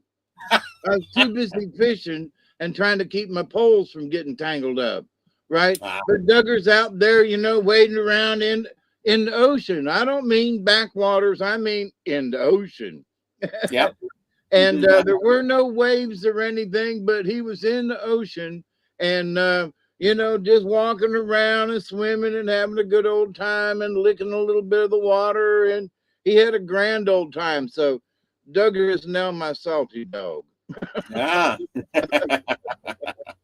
Anyway, so take a picture. You know, Yep. we were sitting there having so much fun and fishing, and the sun's going down, and and we're sitting out on the beach, and there's nobody there because we paddled out to this island in the canoe, right? But did I take a picture? No. No. So No. gonna have to go back down so I can take a picture. But Duggar is now my salty dog. So anyway, here's the story for tonight. We are I'm still reading from the same book. We still got a ways to go too. Folklore and Legends, North American Indian. J.B. Lippincott and Company, Philadelphia, 1891. Our story for tonight is called The Strange Guests. Many years ago, there lived near the borders of Lake Superior a noted hunter who had a wife and one child. His lodge stood in a remote part of the forest, several days' journey from that of any other person. He spent his days in hunting and his evenings in relating to his wife the incidents that had befallen him in the chase. As game was very abundant, he seldom failed to bring home in the evening an ample store of meat to last them until the succeeding evening. And while they were seated by the fire in his lodge, partaking the fruits of his day's labor, he entertained his wife with conversation, or by occasionally relating those tales, or enforcing those precepts which every good Indian esteems necessary for the instruction of his wife and children. Thus, far removed from all sources of disquiet, surrounded by all they deemed necessary to their comfort, and happy in one another's society, their lives passed away in cheerful solitude and sweet contentment. The breast of the hunter had never felt the compunctions of remorse, for he was a just man in all his dealings. He had never violated the laws of his tribe by encroaching upon the hunting grounds of his neighbors, by taking that which did not belong to him, or by any act calculated to displease the village chiefs or offend the Great Spirit. His chief ambition was to support his family with a sufficiency of food and skins by his own unaided exertions, and to share their happiness around his cheerful fire at night. The white man had not yet taught them that blankets and clothes were necessary to their comforts, or that guns could be used in the killing of game. The life of the Chippewa hunter peacefully glided away. One evening during the winter season, it chanced that he remained out later than usual, and his wife sat lonely in the lodge and began to be agitated with fears lest some accident had befallen him. Darkness had already fallen. She listened attentively to hear the sound of coming footsteps, but nothing could be heard but the wind mournfully whistling around the sides of the lodge. Time passed away in this state of suspense, every moment augmenting her fears and adding to her disappointment. Suddenly, she heard the sound of approaching footsteps upon the frozen surface of the snow. Not doubting that it was her husband, she quickly unfastened the loop which held by an inner fastening the skin door of the lodge, and throwing it open, she saw two strange women standing before it. Courtesy left the hunter's wife no time for deliberation. She invited the strangers to enter and warm themselves, thinking, from the distance to the nearest neighbors, they must have walked a considerable way.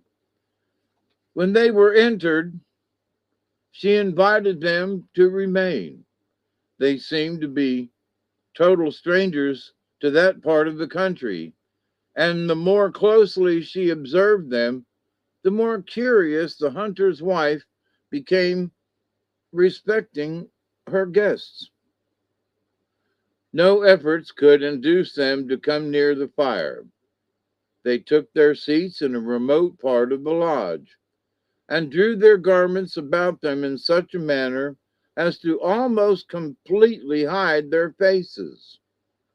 They seemed shy and reserved, and when a glimpse could be had of their faces, they appeared pale, even of a deathly hue.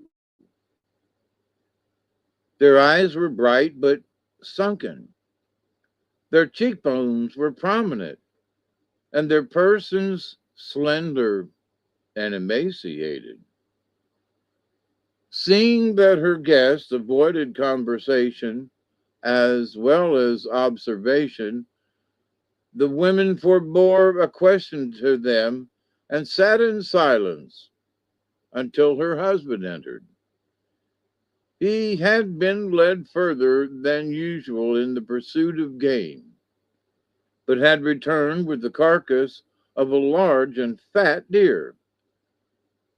The moment he entered the lodge, the mysterious women exclaimed, "Behold, what a fine and fat animal!"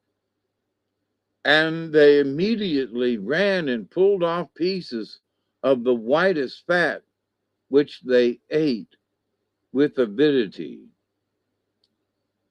Such conduct appeared very strange to the hunter, but supposing the strangers had been a long time without food, he made no remark, and his wife, taking example from her husband, likewise restrained herself. On the following evening, the same scene was repeated. The hunter brought home the best portions of the game he had killed, and while he was laying it down before his wife, according to custom, the two strange women came quickly up, tore off large pieces of fat, and ate them with greediness. Such behavior might well have aroused the hunter's displeasure, but the deference due to strange guests induced him to pass it over in silence. Observing the parts to which the strangers were most partial, the hunter resolved the next day to anticipate their wants by cutting off and tying up a portion of the fat for each. This he did, and having placed the two portions of fat upon the top of his burden, as soon as he entered the lodge, he gave to each stranger the part that was hers. Still, the guests appeared to be dissatisfied and took more from the carcass lying before his wife. Except for this remarkable behavior, the conduct of the guest was unacceptable, although marked by some peculiarities. They were quiet, modest, and discreet. They maintained a cautious silence during the day, neither uttering a word nor moving from the lodge. At night they would get up and, taking those implements which were then used in breaking and preparing wood, repair to the forest. Here they would busy themselves in seeking dry branches and pieces of trees blown down by the wind. When a sufficient quantity had been gathered to last until the succeeding night, they carried it home upon their shoulders. Then, carefully putting everything in its place within the lodge, they resumed their seats and their studied silence. They were always careful to return from their labors before the dawn of day, and were never known to stay out beyond that hour. In this manner, they repaid, in some measure, the kindness of the hunter, relieved him from one of her laborious duties. Thus, nearly the whole year passed away, every day leading to some new development of character which served to endear the parties to each other. The visitors began to assume a more hale and healthy aspect. cases you which had at first marked them, and they visibly improved in strength and threw off some of that cold and forbidding austerity which had kept the hunter so long in ignorance of their true character. One evening, the hunter returned very late after having spent the day in toilsome exertion and having laid the produce at his wife's feet. The silent women seized it and began to tear off such an uttermost manner that no one control her feet to her. This is really too bad. How can I bear it any longer? She did not, however, put her thought into words, but an immediate was observed in the two visitors.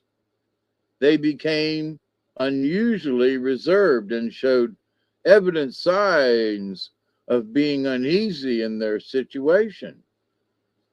The good hunter immediately perceived this change and, fearful that they had taken offense as soon as they had retired, demanded of his wife whether any harsh expression had escaped her lips during the day. She replied that she had uttered nothing to give the least offense.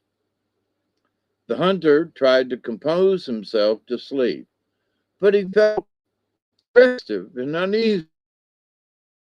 He heard the sighs and lamentations of strangers. He added to his conviction that his guest had taken some deep offense, and as he could not banish this idea from his mind, he arose and, going to the strangers, thus addressed them: "Tell me, ye women, what is it that causes you pain of mind and makes you utter these unceasing sighs? Has my wife given you any cause of offense during the day while I was absent in the chase?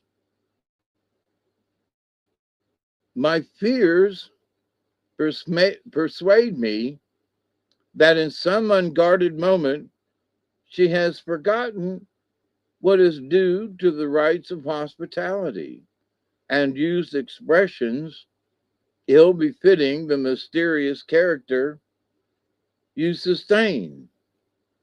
Tell me, ye strangers, from a strange country, ye women who appear not to be of this world, what is it that causes you pain of mind and makes you utter these unceasing sighs?" They replied that no unkind expression had ever been used towards them during their residence in the lodge, that they had received all the affectionate attentions they could reasonably expect. "It is not for ourselves," they continued, "it is not for ourselves that we weep. We are weeping for the fate of mankind. We are weeping for the fate of mortals whom death awaits at every stage of their existence. Proud mortals whom disease attacks in youth and in age, vain men whom hunger pinches, cold benumbs, and poverty emaciates, weak beings who are born in tears, who are nurtured in tears, and whose whole course is marked upon the thirsty sands of life in a broad line of tears. It is for these we weep. You have spoken truly, brother. We are not of this world. We are spirits from the land of the dead, sent upon the earth to try the sincerity of the living. It is not for the dead, but for the living, excuse me, that we mourn. It is by no means necessary that your wife should express her thoughts to us. We knew them as soon as they were formed. We saw that for once displeasure had arisen in her heart. It is enough. Our mission is ended. We came but to try you, and we knew before we came that you were a kind husband, and an affectionate father, and a good friend. Still, you have the weakness of a mortal, and your wife is wanting in our eyes. But it is not alone for you we weep, it is for the fate of mankind. Often, very often, has the widower exclaimed, O death, how cruel, how relentless thou art to take away my beloved friend in the spring of her youth, in the pride of her strength, and in the bloom of her beauty.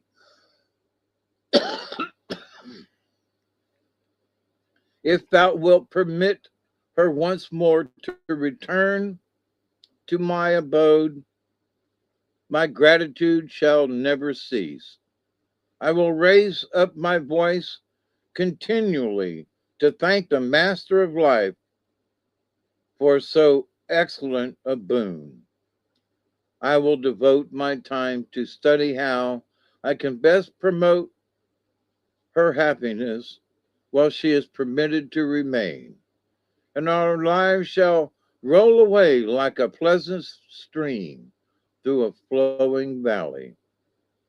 Thus also has the father prayed for his son, the mother for her daughter, the wife for her husband, the sister for her brother, the lover for his mistress, the friend for his bosom companion, until the sounds of mourning and the cries of the living have pierced the very recesses of the dead.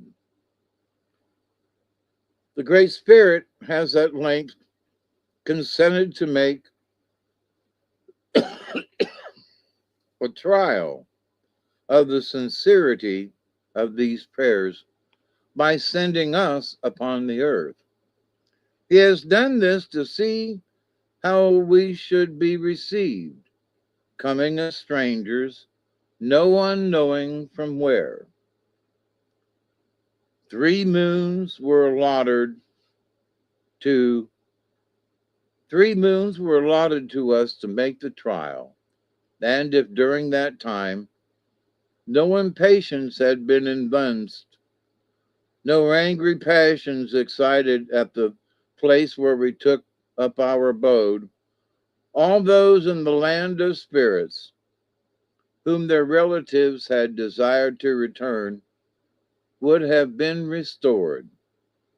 More than 2 moons have already passed, and as soon as the leaves began to bud, our mission would have been successfully terminated. It is now too late. Our trial is finished, and we are called to the pleasant fields whence we came. Brother, it is proper that one man should die to make room for another. Otherwise, the world would be filled to overflowing. It is just that the goods gathered by one should be left to be divided among others. For in the land of spirits there is no want. There is neither sorrow nor hunger, pain nor death. Pleasant fields filled with game spread before the eye, with birds of beautiful form. Every stream has good fish in it, and every hill is crowned with groves of fruit trees, sweet and pleasant to the taste. It is not here, brother, but there that men begin truly to live. It is not for those who rejoice in those pleasant groves, but for you that are left behind that we weep. Brother, take our thanks for your hospitable treatment. Regret not our departure. Fear not evil. Thy luck shall still be good in the chase, and there shall ever be a bright sky over the lodge. Mourn not for us, for no corn will spring up from tears. The spirit ceased, but the hunter had no power over his voice to reply. As they had proceeded in their address, he saw a light gradually beaming from their faces, and a blue vapor filled the lodge with an unnatural light. As soon as they had ceased, darkness gradually closed around. The hunter listened, but the sobs of the spirits had ceased. He heard the door of his tent open and shut, but he never saw more of his mysterious visitors. The success promised him was his. He became a celebrated hunter and never wanted for anything necessary to his ease. He became the father of many boys, all of whom grew up to manhood, and health, peace, and long life were the rewards of his hospitality. The end. The strange guests. Now that was a strange story for sure, for sure. It was. It was. It was like the elders were coming. They were looking at it like, oh, we're judging you. We're kind of, watching you. We're kind of seeing where you're at and your progression of life. Don't you think? And they were doing it trying to be inconspicuous, but yet they were there. I don't know. It's kind of weird story. But No, it was the test. They they spoke exactly what they were there for. They it were was there like, to test. They were there to test them for their hospitality to see whether or not they would get PO'd right away and send them off. And you yeah, know, every time he brought food home for his wife, these two women would tear into it before she could even touch it. I mean, and they kept doing it. And yeah, finally she was like, oh, I can't believe it. And as soon as yeah. they heard her thoughts, boom, the test was over. So that's Mm-hmm. very that that story should be for today, the test.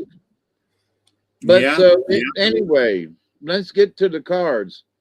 Oh, It's yeah. almost 12:30. I know. It's getting late, Yep. and So let's go with cards, and I'll get to them, without rip roaring through them. So first one is bear. wait a minute. Wait a minute. Give me a second here. I'm trying to put all this stuff up. Uh, oops. Computer ain't moving as fast. I can type. Okay, bear. Upside down. And the next one is opossum, upside down, hanging from a limb. The next one is antelope, right side up. The next one is armadillo, right side up. The next card is dragonfly, right side up. The next card is whale, right side up. The next card is crow, upside down. And the last one is lynx, right side up. My nose won't quit running.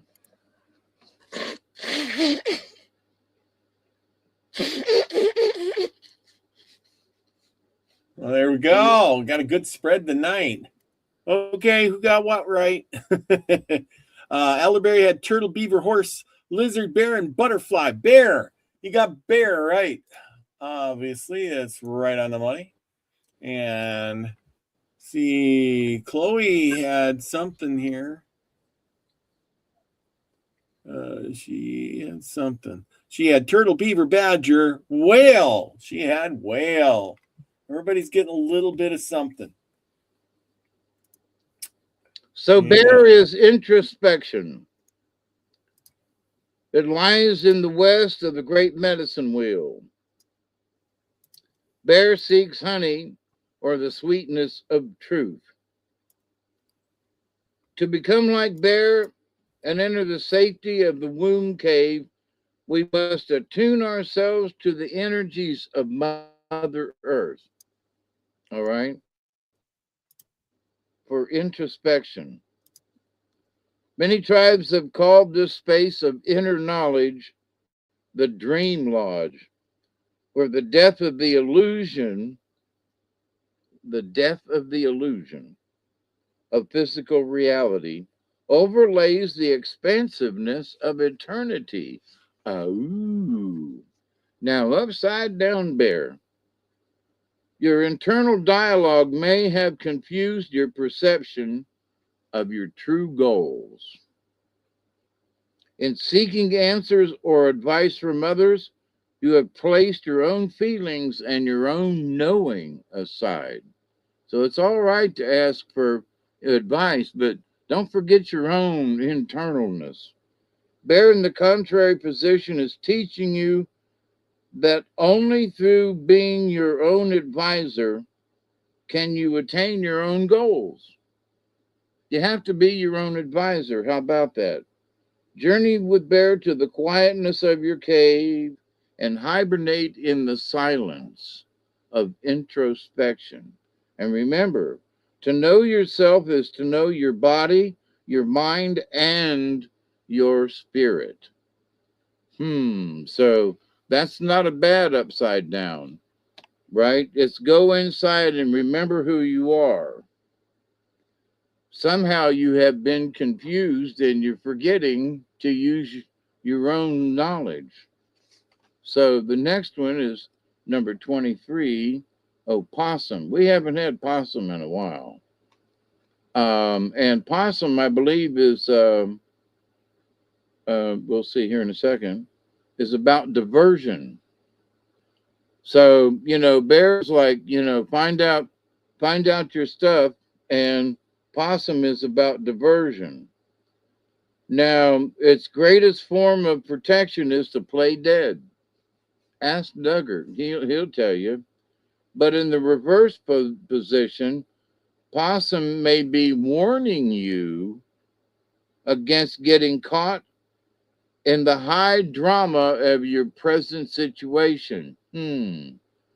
Close your eyes and dramatize may keep you from seeing the truth of the situation. You may buy into melodrama in yourself or others. In other words, and bears like, you need to go in there and be introspective. But you do not have to defend yourself for the right to be, for the right to exist. The proper use of diversion is to know when you don't need to use it. All right. So bear's introspection, possum's telling you that you may have bought into somebody else's melodrama. Don't go there. Antelope, number 37, I think is about action. I'll be there in a second.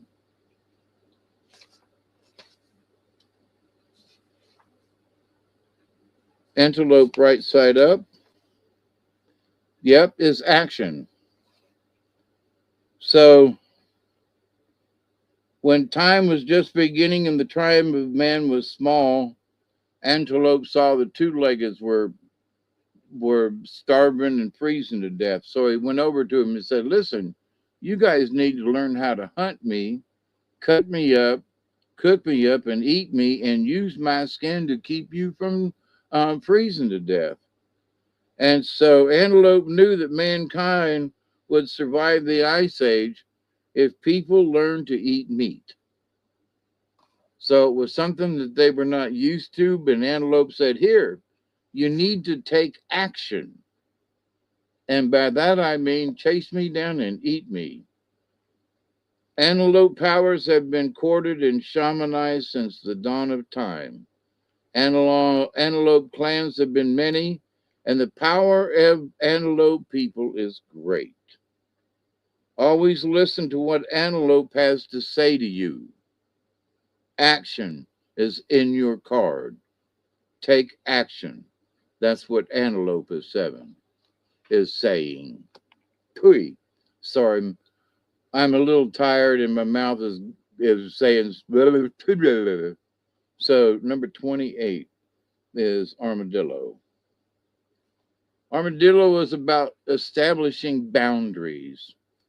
So make sure that during taking action, you establish boundaries. And it's not hard to do, you know. It's like, oh, don't go over there. There's an alligator. Set your boundaries. Find out where you're at. If armadillos waddled into your cards, it is time to define your space. Take action, but make sure that you defined what your parameters are. You may have been too willing to let your home become a bus station or your mind or your business or whatever. So you need to define your boundaries, okay, with armadillo. Next up is dragonfly, which is number 27, which is the one before armadillo, and it's right side up. Dragonfly is about illusion. So my thinking of this is take action, define your boundaries, but beware of being caught up in an illusion that's not there. Okay? Dragonfly is the essence of the winds of change. So you've got change coming in here with take action, define your boundaries. The winds of change are coming. If dragonflies floated into your cards, you may have forgotten to water your plants. You may have forgotten something else. Dragonfly medicine always beckons you to seek out the other parts of your habits which you might need to change. See how you can apply the art of illusion to any present situation. Well, meaning that if you're starting on something, make sure you're not, confused by some illusion. Well, I can get this done in 2 weeks when it might take a month. Don't get caught up in the illusion. Whale is number 41 in the cards. And remember, whale holds all of the information. It's the record keeper. So whale saw the events that led to the settling of Turtle Island. And whale medicine people are coded in their DNA to understand that sound frequencies are very important. So it's not just sound, but it is the frequencies. Man is one of the only critters that doesn't have its own cry. You know, monkeys, woo, woo, woo, woo. You know, chimpanzees, it'll blah, blah, blah, but dogs bark, but man yaps. But man doesn't have a cry or a song like a bird. So, um, well, medicine teaches us to use the sounds and frequencies to balance our emotional bodies. So, as this is going along, when Whale is telling us to make sure, you know, you're not fooled by the illusion of the dragonfly and use the sounds and frequencies to keep yourself balanced during this time. Now, upside down crow is the next one. What number is that? Number 24.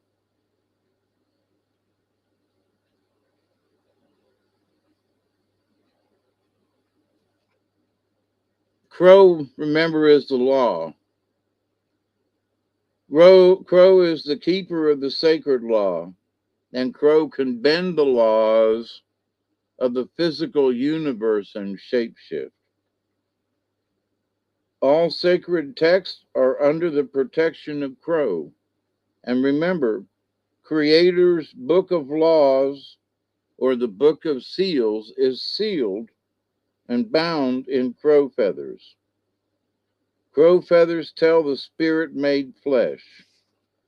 Crow is also the protector of the Oglala. A word to the wise at this point, because Crow's upside down. Make sure that if you might be stepping on someone's toes. So here you come up to this point. What was that before that? Whale. Okay, so you have all this information, and Crow is make sure you don't be, you know, with what you're doing, act on what you're doing. Make sure that you know with Bear that you introspection, you figured it out. Make sure that with opossum, you learn how not to have to hide. Antelope is act on it. Armadillo is make sure you set up your boundaries. Dragonfly is stay out of the illusion. The whale card is, you know, there's all that information, and make sure you keep balanced with frequencies. Crow is here,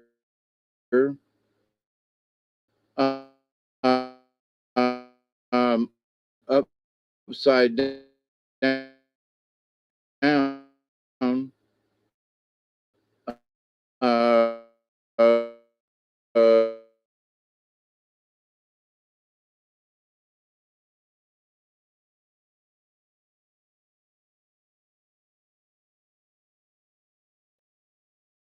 beliefs and moving into what Link, the keeper of secrets. So through all of this, Crow is saying, you know, hey, be careful. And Lynx is the keeper of secrets. So don't know what those secrets might be, but if Lynx is at your door, you should listen. Brother or sister Lynx can teach you of your personal power. And that's what Whale's kind of in there for. Find your frequency, which increases your own personal power. And Crow's like, be careful with what you're learning, but stay true.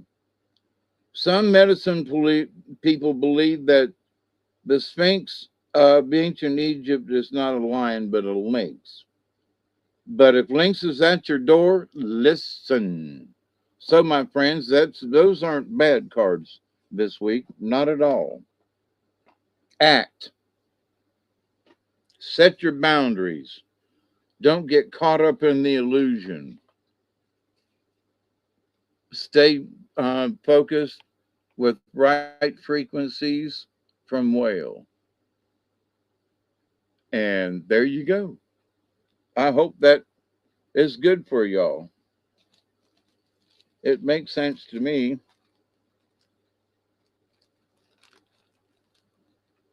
The end card with the links is the one like, but they all work well for me. So are we still on? There you are. Okay. Yeah, we are.